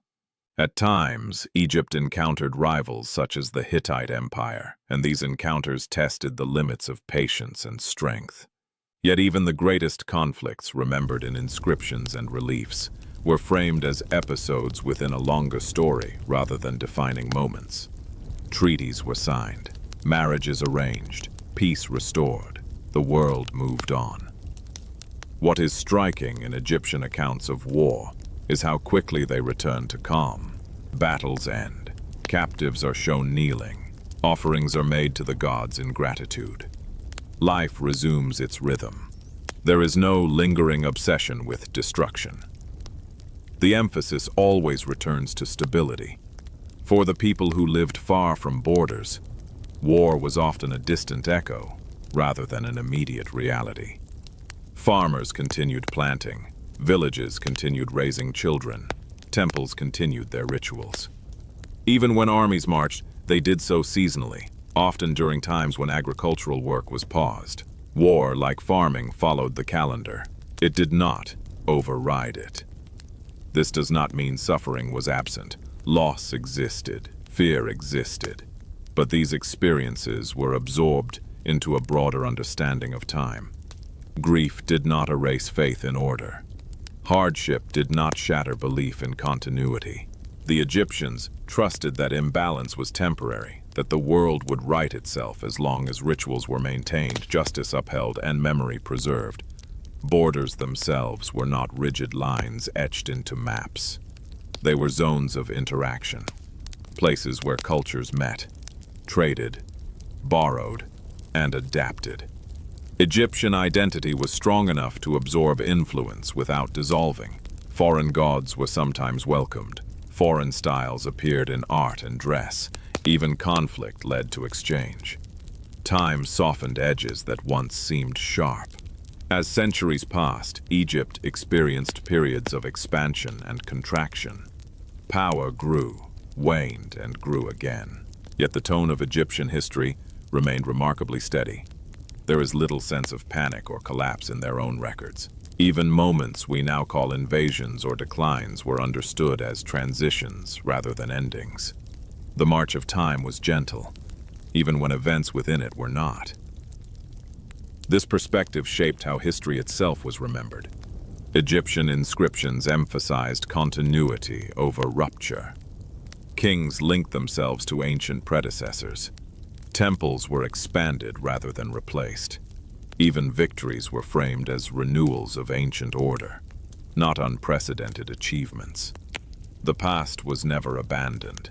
It flowed alongside the present, just as the river carried old waters forward while remaining the same river.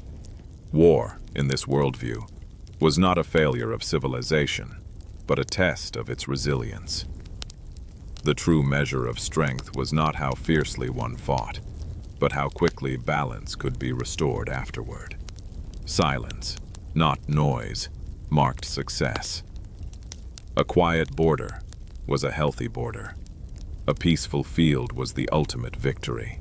Over time, foreign powers would come with louder ambitions, faster movements, and different understandings of history. Yet even then, Egypt absorbed these changes slowly, reshaping them to fit its ancient rhythm. The land remembered itself. The river continued. The temples stood. Life adjusted. In the end, wars and borders mattered, but they never mattered more than continuity. Conflict passed like a ripple across water, briefly disturbing the surface before fading back into stillness. Time marched forward, not with boots and banners, but with seasons, floods, births, and deaths. This is why Egyptian history feels so calm even when it speaks of war. The civilization understood something rare, that no battle, no border, no enemy was stronger than time itself. And time, when honored and respected, was not an enemy but a companion moving patiently forward, carrying all things gently with it. In ancient Egypt, words were never only sounds, and writing was never only communication. Words were living things, capable of shaping reality, preserving identity, and granting continuity beyond the fragile limits of a human lifetime. To write something down, especially to carve it into stone, was to give it weight, breadth, and endurance. Hieroglyphs were not invented merely to record events or count grain. They were born from a deeper longing, a quiet and powerful desire to be remembered, in a world where memory itself was a form of immortality. Long before chisels touched temple walls, Egyptians understood that life passed quickly. Children grew, elders faded, names risked being forgotten. Yet around them stood examples of endurance, the river that returned, the stars that repeated their paths, the monuments that outlived generations. If stone could remember, perhaps humans could too. Writing became the bridge between fleeting life and lasting presence. Hieroglyphs were not abstract letters divorced from meaning. Each symbol carried a visual identity: birds, hands, eyes, water, suns, objects drawn directly from the world Egyptians lived in. Writing did not replace reality. It mirrored it. To carve a bird was to invoke not just the sound it represented, but the essence of birdness itself. Movement, freedom, breath. Language and the natural world were inseparable. This belief made writing sacred.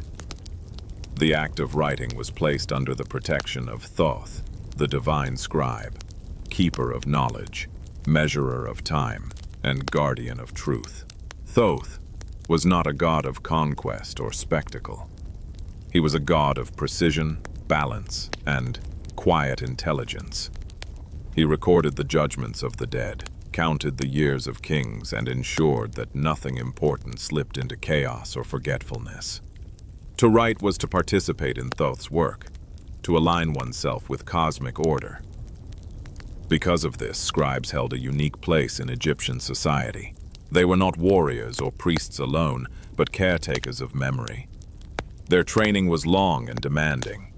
They learned not only how to draw signs correctly, but how to understand their layers of meaning. A single word could be written in multiple ways, each variation subtly shaping its tone and power.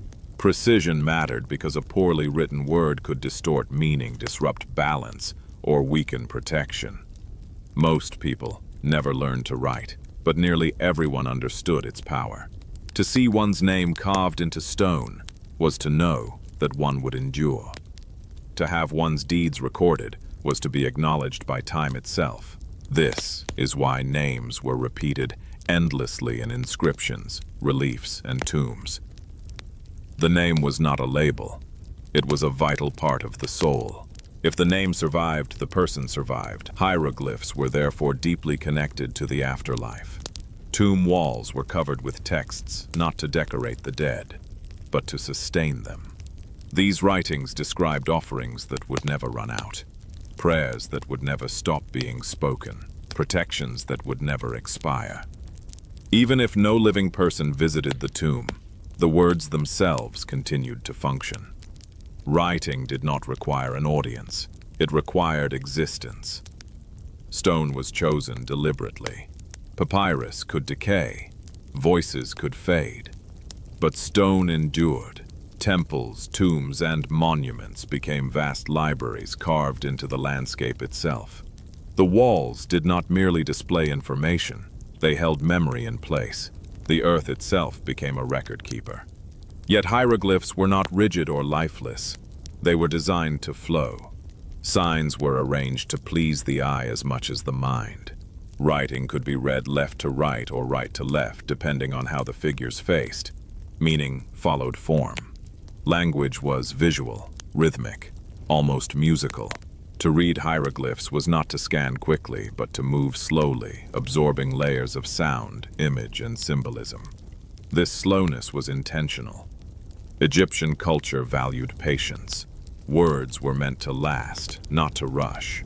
A text carved carefully into stone reflected the same worldview as pyramids and temples. Take time now, so that time will not erase you later. Hieroglyphs were used to record great events, coronations, battles, treaties, but even these were framed within continuity rather than drama. Victories were linked to divine order. Kings were connected to ancestors. New reigns were presented as renewals, not breaks. Writing did not highlight disruption. It smoothed it, weaving each moment into an unbroken thread stretching back to creation. At the same time, writing preserved the ordinary alongside the monumental. Titles, professions, family relationships, all were carved into tombs large and small.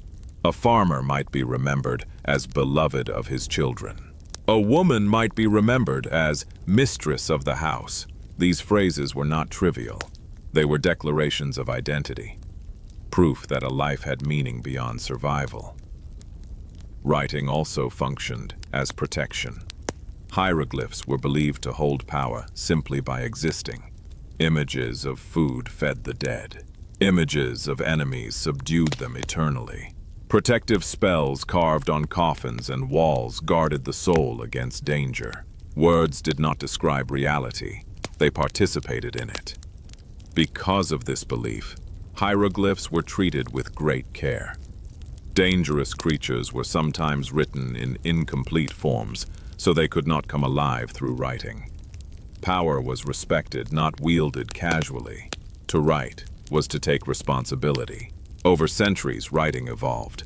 New scripts appeared for faster use, hieratic, later demotic. But hieroglyphs remained the language of eternity. They were reserved for temples, tombs, and monuments, places meant to endure beyond the present moment. Even when other scripts handled daily administration, hieroglyphs continued to speak to the gods and the future. The desire to be remembered was not rooted in ego alone. It was rooted in fear of disappearance. Not fear of death, but fear of erasure. To be forgotten was to cease entirely. Writing offered resistance to that fate. It allowed individuals to remain part of the world's rhythm, even after their voices fell silent. This is why Egyptians repaired old inscriptions instead of replacing them, why they copied ancient texts word for word, why innovation in writing was cautious. Memory was fragile. It had to be protected. Even today, thousands of years later, hieroglyphs still speak. They tell us not only what happened, but how the Egyptians thought. Slowly, symbolically, reverently. They reveal a civilization that believed deeply in the power of words to hold the world together. When we stand before carved stone and trace the outlines of birds, eyes, suns, and flowing water, we are participating in the very act the Egyptians hoped for. We are remembering them. We are speaking their names. We are allowing their thoughts to continue. And in that moment, their desire is fulfilled. Writing on stone was never about permanence alone. It was about connection, between past and future, between human and divine, between breath and silence. It was the calm assertion that life mattered enough to be remembered, that meaning could outlast flesh, and that memory, once carved carefully into the world, could become eternal. Ancient Egypt often appears, at first glance, like a world complete unto itself, a civilization bound by the Nile, protected by desert, and turned inward toward eternity. Yet, this stillness was never isolation. Beneath the calm surface of daily life flowed quiet currents of movement, exchange, and curiosity that reached far beyond the horizon. Trade winds carried ships across unfamiliar waters. Caravans traced patient paths through desert silence, and stories returned from distant lands, like echoes from another world. Egypt was rooted deeply in its own soil, but its gaze extended outward, attentive to the wider ancient world that surrounded it. From the earliest periods, Egyptians understood that balance did not mean separation. The Nile gave abundance, but not everything. Stone, metals, incense, rare woods, animals, and ideas came from elsewhere. These were not luxuries alone. Many were necessities for ritual, building, and belief. To maintain harmony at home, Egypt had to remain connected beyond its borders, and so trade became a natural extension of survival, diplomacy, and spiritual life, rather than an act of conquest or greed. The Nile itself was Egypt's first great trade route. Flowing northward and supported by winds that blew south, it created a perfect system of movement. Boats could travel both directions with ease, carrying grain, pottery, linen, and stone between villages, cities, and temples. This internal network strengthened unity and allowed surplus to be gathered, stored, and exchanged. Once this rhythm was mastered, it extended outward naturally, following water wherever it led. To the south lay Nubia, a land both familiar and distinct, connected by the Nile's narrowing course. Nubia was rich in gold, ebony, ivory, and skilled craftsmanship. Egypt's relationship with Nubia was complex, sometimes peaceful, sometimes tense. But trade formed its foundation. Goods moved north and south alongside cultural influence. Nubian soldiers served in Egyptian armies. Nubian styles appeared in Egyptian art. Over time, the boundary between the two regions became less a line than a shared corridor of exchange, shaped by centuries of contact. To the northeast, Egypt looked toward the lands of the Levant, coastal regions and inland valleys where timber, wine, oil, and silver could be found. Cedar wood in particular was highly prized. Egypt's riverbanks lacked tall forests, and monumental building required strong beams that only foreign lands could provide. Ships sailed the eastern Mediterranean, and caravans crossed land routes, bringing back materials essential for temples, ships, and palaces. In return, Egypt sent grain, linen, papyrus, and crafted goods, weaving itself into a broader economic web. Farther east and south lay lands that seemed almost mythical to Egyptian imagination. Among them, the fabled land of Punt. Punt was described as a place of incense trees, exotic animals, gold, and fragrant resins, materials deeply connected to ritual and worship. Expeditions to Punt were not framed as military campaigns, but as journeys of discovery and reverence. Reliefs show ships returning laden with goods and even living plants, roots wrapped carefully so they could be replanted in Egyptian soil. These journeys carried a sense of wonder rather than domination, as if Egypt were reaching out not to conquer the world, but to complete it. The Red Sea became another gateway beyond the horizon. Ports along its coast connected Egypt to Arabia, East Africa, and trade routes reaching far into the Indian Ocean world. Sailors learned to read winds and currents, trusting forces as patient and invisible as the Nile itself. The sea was unpredictable, yet Egyptians approached it with the same calm respect they gave to the river. Ships were offerings of craftsmanship and faith, built not to challenge nature, but to move with it. Trade was not only about objects. It carried ideas, styles, and technologies. Artistic motifs traveled with merchants and craftsmen. New gods were introduced and sometimes welcomed into Egyptian belief. Foreign deities found places within temples, often merged gently with existing ones rather than replacing them. Egypt did not fear influence. It absorbed it slowly, reshaping it into something that fit its enduring rhythm. Diplomacy accompanied trade. Gifts were exchanged between rulers, marriage arranged between royal families, and letters sent across long distances. These exchanges were conducted with formality and respect, reinforcing the idea that balance extended beyond borders. War was not the first response to difference. Communication came first, guided by the understanding that stability benefited everyone involved. For ordinary Egyptians, distant lands existed mostly in stories and objects. A piece of incense burned in a temple, releasing a scent from far away. a bead of unfamiliar stone worn as jewelry, a carved image of an animal never seen along the Nile.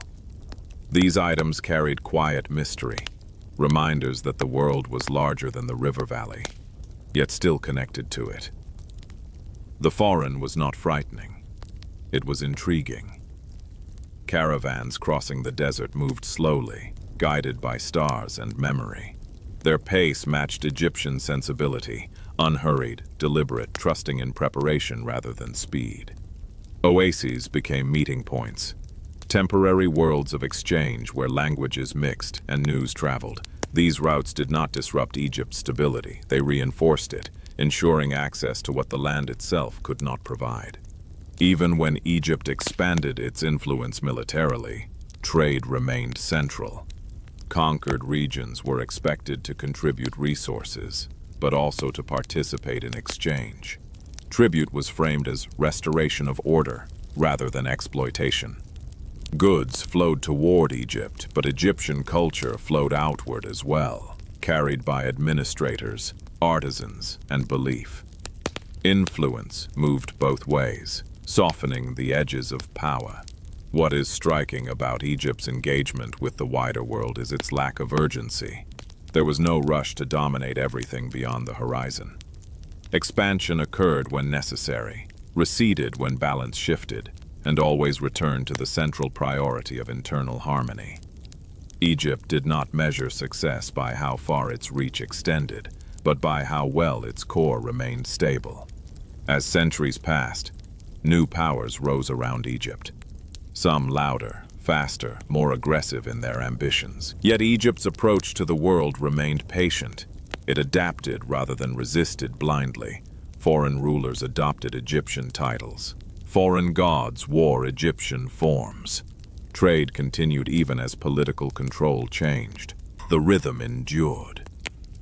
The goods that arrived from distant lands fed rituals, adorned temples, strengthened ships, and enriched daily life. But their deeper value lay in what they represented: connection. Egypt was not a closed circle. It was a center connected by countless threads stretching outward, each one reinforcing rather than weakening its identity. In the end, trade winds and distant lands did not pull Egypt apart. They wove it more tightly into the fabric of the ancient world. They allowed it to remain both unique and connected, rooted and expansive, still and moving at the same time. Beyond the horizon lay unknown shores, unfamiliar faces, and different ways of living. Yet Egypt approached them not with haste or fear, but with curiosity shaped by confidence. The river flowed, the temples stood, life continued, and quietly, steadily, Egypt reached outward, listening to the wider world as patiently as it listened to its own enduring heart. Civilizations do not always fall with fire and noise. Some do not collapse in a single moment or vanish beneath sudden ruin. Some simply change, slowly, quietly, almost imperceptibly, until one day the world looks different, even though its deepest rhythms remain the same. Ancient Egypt was such a civilization. What modern history often calls its decline was not an ending, but a long transformation. A gradual reshaping that unfolded across centuries, carried forward by time rather than broken by it. From the outside, Egypt appeared eternal. The river still flooded. The temples still stood. Rituals continued. Names were still carved into stone. Yet beneath this surface of continuity, the world beyond Egypt's borders was shifting. New powers rose. Trade routes changed. Military technologies evolved. The ancient balance that Egypt had long maintained was no longer untouched by the wider currents of history. This change did not arrive suddenly.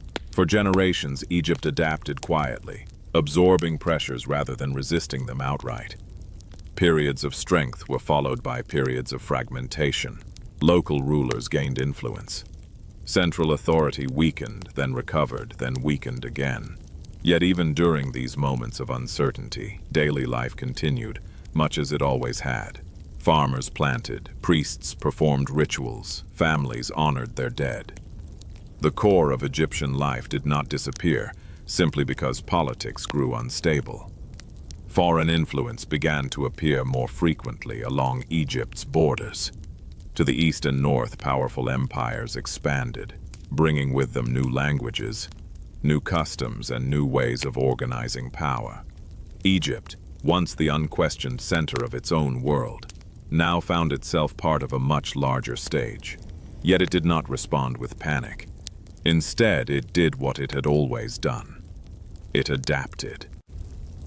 When Egypt came under the rule of the Achaemenid Empire, its temples were not destroyed, and its gods were not silenced. Persian rulers adopted Egyptian titles, participated in rituals, and presented themselves as legitimate pharaohs. They understood that to rule Egypt, one had to respect its ancient rhythms. The river still flowed, the calendar still turned, the people continued to live within a worldview shaped by thousands of years of continuity. Later came the Greeks, led by Alexander the Great, whose arrival marked a significant shift. With him came new ideas, new cities, and new forms of knowledge. The founding of Alexandria introduced a different vision of the world, one focused on scholarship, philosophy, and global connection. Greek language and culture spread, yet Egypt did not vanish beneath them. Instead, something remarkable happened. Egyptian and Greek traditions intertwined. Egyptian gods were reimagined in Greek forms. Greek rulers embraced Egyptian religious authority. The Ptolemaic kings ruled as pharaohs, commissioning temples in traditional styles, even as they spoke Greek and governed from cosmopolitan cities. Rural Egypt remained deeply Egyptian, while urban centers reflected a blended identity. Change did not erase the past, it layered itself upon it. Even as political power shifted, the Egyptian understanding of time endured. History was not seen as a straight line moving toward an end, but as a cycle of renewal and adjustment. Decline, therefore, was not failure, it was transition. The loss of independence did not mean the loss of identity. Egypt continued to influence those who ruled it, quietly shaping their symbols, rituals, and authority. The arrival of Rome brought another transformation. Egypt became a province of a vast empire, its grain feeding distant cities, its wealth flowing outward. Roman administrators governed with efficiency, yet they too recognized the importance of Egypt's sacred traditions. Temples continued to function. Priests maintained rituals. The old gods were still honored, even as new ones appeared. Yet with time, something subtle began to shift. Writing changed. Hieroglyphs were used less frequently, eventually falling silent. Religious practices slowly transformed as new beliefs spread. The old temples, once alive with daily ritual, became quieter, not abandoned all at once, but gradually, as generations passed and priorities changed. This was not destruction, it was fading. The last hieroglyphs were carved at Philae, long after the age of pyramids had passed. Even then, the act of carving was an assertion of memory, a refusal to let go entirely. The silence that followed was not emptiness. It was rest. Egypt's decline, as history often names it, was not a collapse of civilization, but a shift of expression. The old forms receded, but their influence remained embedded in architecture, belief, and thought. Ideas born along the Nile flowed outward, shaping religions, philosophies, and sciences that would define later ages. The Egyptian sense of eternity did not vanish when temples closed.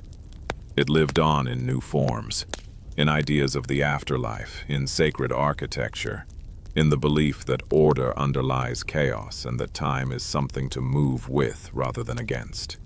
Even those who no longer worshipped Egyptian gods inherited an Egyptian way of seeing the world. Today, when we speak of ancient Egypt, we often speak as if it ended long ago. Yet this is an illusion created by dates and categories. Egypt did not disappear, it transformed. Its language changed, its rulers changed, its gods changed names and faces. But the land remained, the river flowed, and the deep patterns of life endured. Villages still rose with the flood and rested with the heat. Families still gathered at dusk. The desert still framed the valley in silence. The rhythm that had shaped civilization from the beginning continued, beneath every surface change. What faded was not Egypt itself, but a particular way of expressing it. Stone gave way to paper. Temples gave way to new sacred spaces. Hieroglyphs gave way to other scripts. Yet memory did not vanish, it moved. This is why Egypt continues to feel present, even after thousands of years. It does not belong only to the past. Its influence pulses quietly through the present, in how we imagine eternity, in how we measure time, in how we seek meaning beyond the limits of a single life. The slow decline was not an ending. It was a long sunset, light softening rather than disappearing, colors shifting rather than vanishing. Night came gently, carrying stars that had always been there, waiting to be noticed again. Egypt did not fall into silence. It settled into it. And in that silence, it endured, unchanged in essence, patient as the river itself, continuing to shape the world long after its monuments stopped being built, reminding us that true civilizations do not end when their power fades, but only when their memory is lost. And Egypt, above all else, refused to be forgotten. Egypt had always understood change. The river taught that lesson every year as it rose and fell, reshaping the land without destroying it. So when foreign rulers came, first cautiously, then decisively, Egypt did not respond with sudden collapse or violent forgetting. Instead, it did what it had always done best. It endured. Power shifted. Languages changed. Banners rose and fell. Yet beneath these surface transformations, Egypt's soul remained remarkably intact, patient and persistent, refusing to fade even when sovereignty was lost. The first great foreign power to rule Egypt was the Achaemenid Empire. When Persian kings claimed Egypt, they did not encounter a land easily erased. Egypt was ancient even then, already carrying thousands of years of ritual, belief, and memory. The Persians quickly learned that ruling Egypt meant more than military control. It required participation in Egyptian order. Persian kings adopted the titles of pharaohs. They made offerings to Egyptian gods. They appeared in traditional reliefs, wearing crowns that symbolized unity of land and cosmos. The outward symbols of foreign rule existed, but the inner rhythm of Egyptian life continued, almost unchanged. Temples remained active. Priests continued their rituals. The calendar still followed the Nile and the stars. To the farmer, to the artisan, to the mother teaching her child the old stories, Egypt was still Egypt. The river did not recognize foreign kings. It flooded as it always had. The gods were still addressed by their ancient names. Change came quietly, filtered through tradition rather than imposed upon it. When Persian authority weakened and fell away, Egypt did not rush to reinvent itself. Instead, it passed gently into another chapter, shaped profoundly by the arrival of Alexander the Great. His conquest was swift, but what followed was not destruction. Alexander presented himself as a legitimate pharaoh, honoring Egyptian gods and traditions. In return, Egypt absorbed him into its long narrative. His rule was brief, but the world he opened endured. From this moment emerged a new dynasty, the Greeks ruling as Egyptians. The Ptolemies governed from the great city of Alexandria, a place unlike anything Egypt had known before. Alexandria looked outward to the Mediterranean world, to philosophy, science, and scholarship.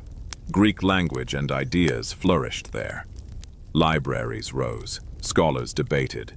The city became a meeting place of cultures, a beacon of learning. Yet beyond Alexandria's marble and sea breezes, the heart of Egypt continued to beat at its old pace. Along the Nile, villages lived much as they always had. Temples were built in traditional styles. Hieroglyphs were still carved. The Ptolemies funded priesthoods, sponsored rituals, and presented themselves as chosen by Egyptian gods. Greek rulers learned to speak in Egyptian symbols, understanding that legitimacy flowed from tradition, not force. Religion, more than politics, reveals how deeply Egypt survived. Gods were not erased. They were transformed. Egyptian deities were identified with Greek ones, merged rather than replaced. Isis, once a local goddess, became a figure of international devotion, worshipped across the Mediterranean. Her image traveled far beyond Egypt, yet remained unmistakably Egyptian in spirit. Protector, mother, healer. Egypt's gods did not retreat under foreign rule. They expanded. Even language reflected this layered survival. Greek became the language of administration and scholarship, but Egyptian scripts endured in temples and rituals. Writing changed slowly, cautiously. The old words were too powerful to abandon quickly. Memory demanded respect. When Rome claimed Egypt, another transition began. Egypt became a province of the Roman Empire, ruled not by pharaohs but by emperors far away. Grain flowed north to feed Rome's cities. Administrators arrived with new laws and systems. Yet again, Egypt adapted without dissolving. Roman emperors appeared in Egyptian temples carved as pharaohs, offering to ancient gods they may not have fully understood. This was not mockery. It was necessity. Egypt could not be governed without honoring its sacred order. The Romans, practical and disciplined, allowed temples to function, priests to serve, and rituals to continue. They taxed Egypt, exploited its resources, but they did not erase its identity. Still, subtle shifts continued. Over generations, fewer people learned to read hieroglyphs. Religious practices changed as new beliefs spread. Christianity eventually arrived, offering a different vision of eternity and salvation. Temples grew quieter. Some were repurposed, others abandoned gradually. The last hieroglyphs were carved not in defiance, but in persistence, a final whisper rather than a shout. Yet even as outward forms faded, Egypt's influence endured in unexpected ways. Ideas born along the Nile shaped later religious thought. Concepts of judgment, resurrection, sacred order, and eternal life.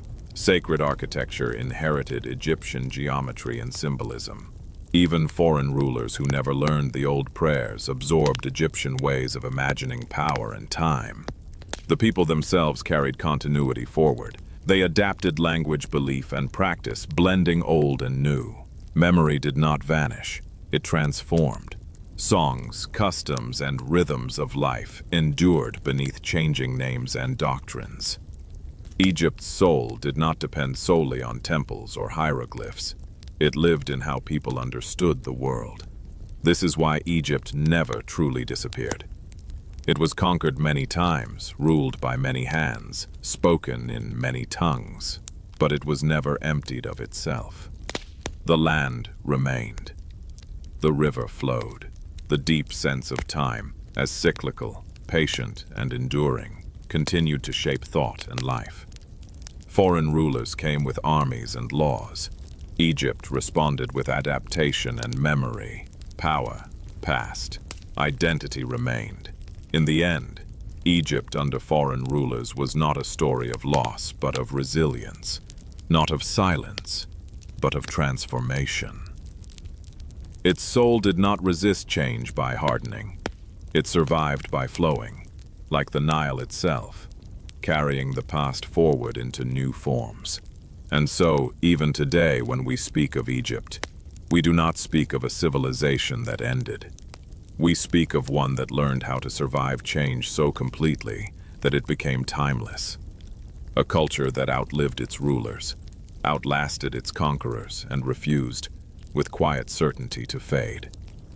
The world has changed more times than anyone can count, yet the Nile still flows. It moves past ancient stones and modern cities with the same patience it has always known. carrying within its waters a memory older than history itself. This river has seen kingdoms rise and fade, gods worshipped and forgotten, languages born and silenced, yet it remains, quiet, steady, and enduring. In its flow lives the final truth of ancient Egypt. Nothing truly ends. It only changes form. When people speak of ancient Egypt today, they often speak of it as something distant, sealed behind glass cases and museum walls, preserved in ruins and textbooks. But Egypt was never meant to exist only in the past. Its greatest legacy is not stone or gold, but a way of understanding time, life, and continuity that still shapes the modern world in subtle, powerful ways. Ancient Egypt did not disappear. It flowed forward. The most visible thread connecting past and present is the Nile itself. Along its banks, modern life unfolds much as it did thousands of years ago. Farmers still rise early to tend fields shaped by water and sun. Villages still cluster close to the river. The desert still presses in from both sides, framing a narrow ribbon of life. Though machines have replaced wooden plows and concrete has replaced mud brick, the fundamental rhythm remains unchanged. The land still depends on water. The people still depend on the land. The river still teaches patience. Modern Egypt exists within a world of clocks and schedules. Yet beneath this structure there lingers an ancient sense of cyclical time. Seasons still matter. Flood and drought still shape memory. The idea that life moves in repeating patterns of birth, loss, renewal feels instinctive rather than learned. This worldview, shaped along the Nile long before recorded history, continues to influence how people understand endurance and change. Beyond geography, ancient Egypt lives on in ideas that traveled far beyond its borders. Concepts of eternal life, moral judgment after death, and the preservation of memory deeply influenced later religions and philosophies. The belief that actions matter beyond a single lifetime, that truth, balance, and justice echo into eternity, did not vanish with the closing of temples. It became woven into global spiritual traditions, reshaped but recognizable. Even modern architecture carries echoes of Egyptian thought. Monumental buildings around the world still borrow from the language of symmetry, alignment, and permanence that Egypt perfected. Columns rise like stylized reeds. Public spaces are designed to inspire stillness and reverence. The desire to build something that outlasts its creator, to leave a mark that resists time, is profoundly Egyptian in spirit. Language, too, carries Egypt forward. Though hieroglyphs fell silent long ago, their rediscovery reawakened a dialogue between past and present. When scholars learned to read them again, voices long silent began to speak. Names were restored, stories resumed. The ancient desire to be remembered was fulfilled in ways the Egyptians themselves could never have imagined. Their words now travel the world, studied, translated, and shared across cultures and generations. Museums and ruins are not graves, they are meeting places. When someone stands before a carved relief or walks through a temple at dusk, they are not observing something dead. They are entering a conversation across time. The silence of these places is not emptiness, it is presence. The stones still hold intention. The walls still remember. Modern science, too, reflects Egypt's legacy. Astronomy, medicine, mathematics, and engineering all owe quiet debts to observations made along the Nile. The Egyptian insistence on precision, measurement, and balance laid foundations that later civilizations expanded upon. The idea that the universe follows order, that it can be studied, understood, and respected, remains central to modern thought. Perhaps most importantly, ancient Egypt lives on in the human need for meaning beyond immediacy. In a fast-moving world that often measures value in speed and novelty, Egypt offers a different lesson. Endurance matters. Continuity matters. Careful attention matters. Not everything must be new to be meaningful. Some things grow deeper by remaining the same. This lesson feels especially relevant today.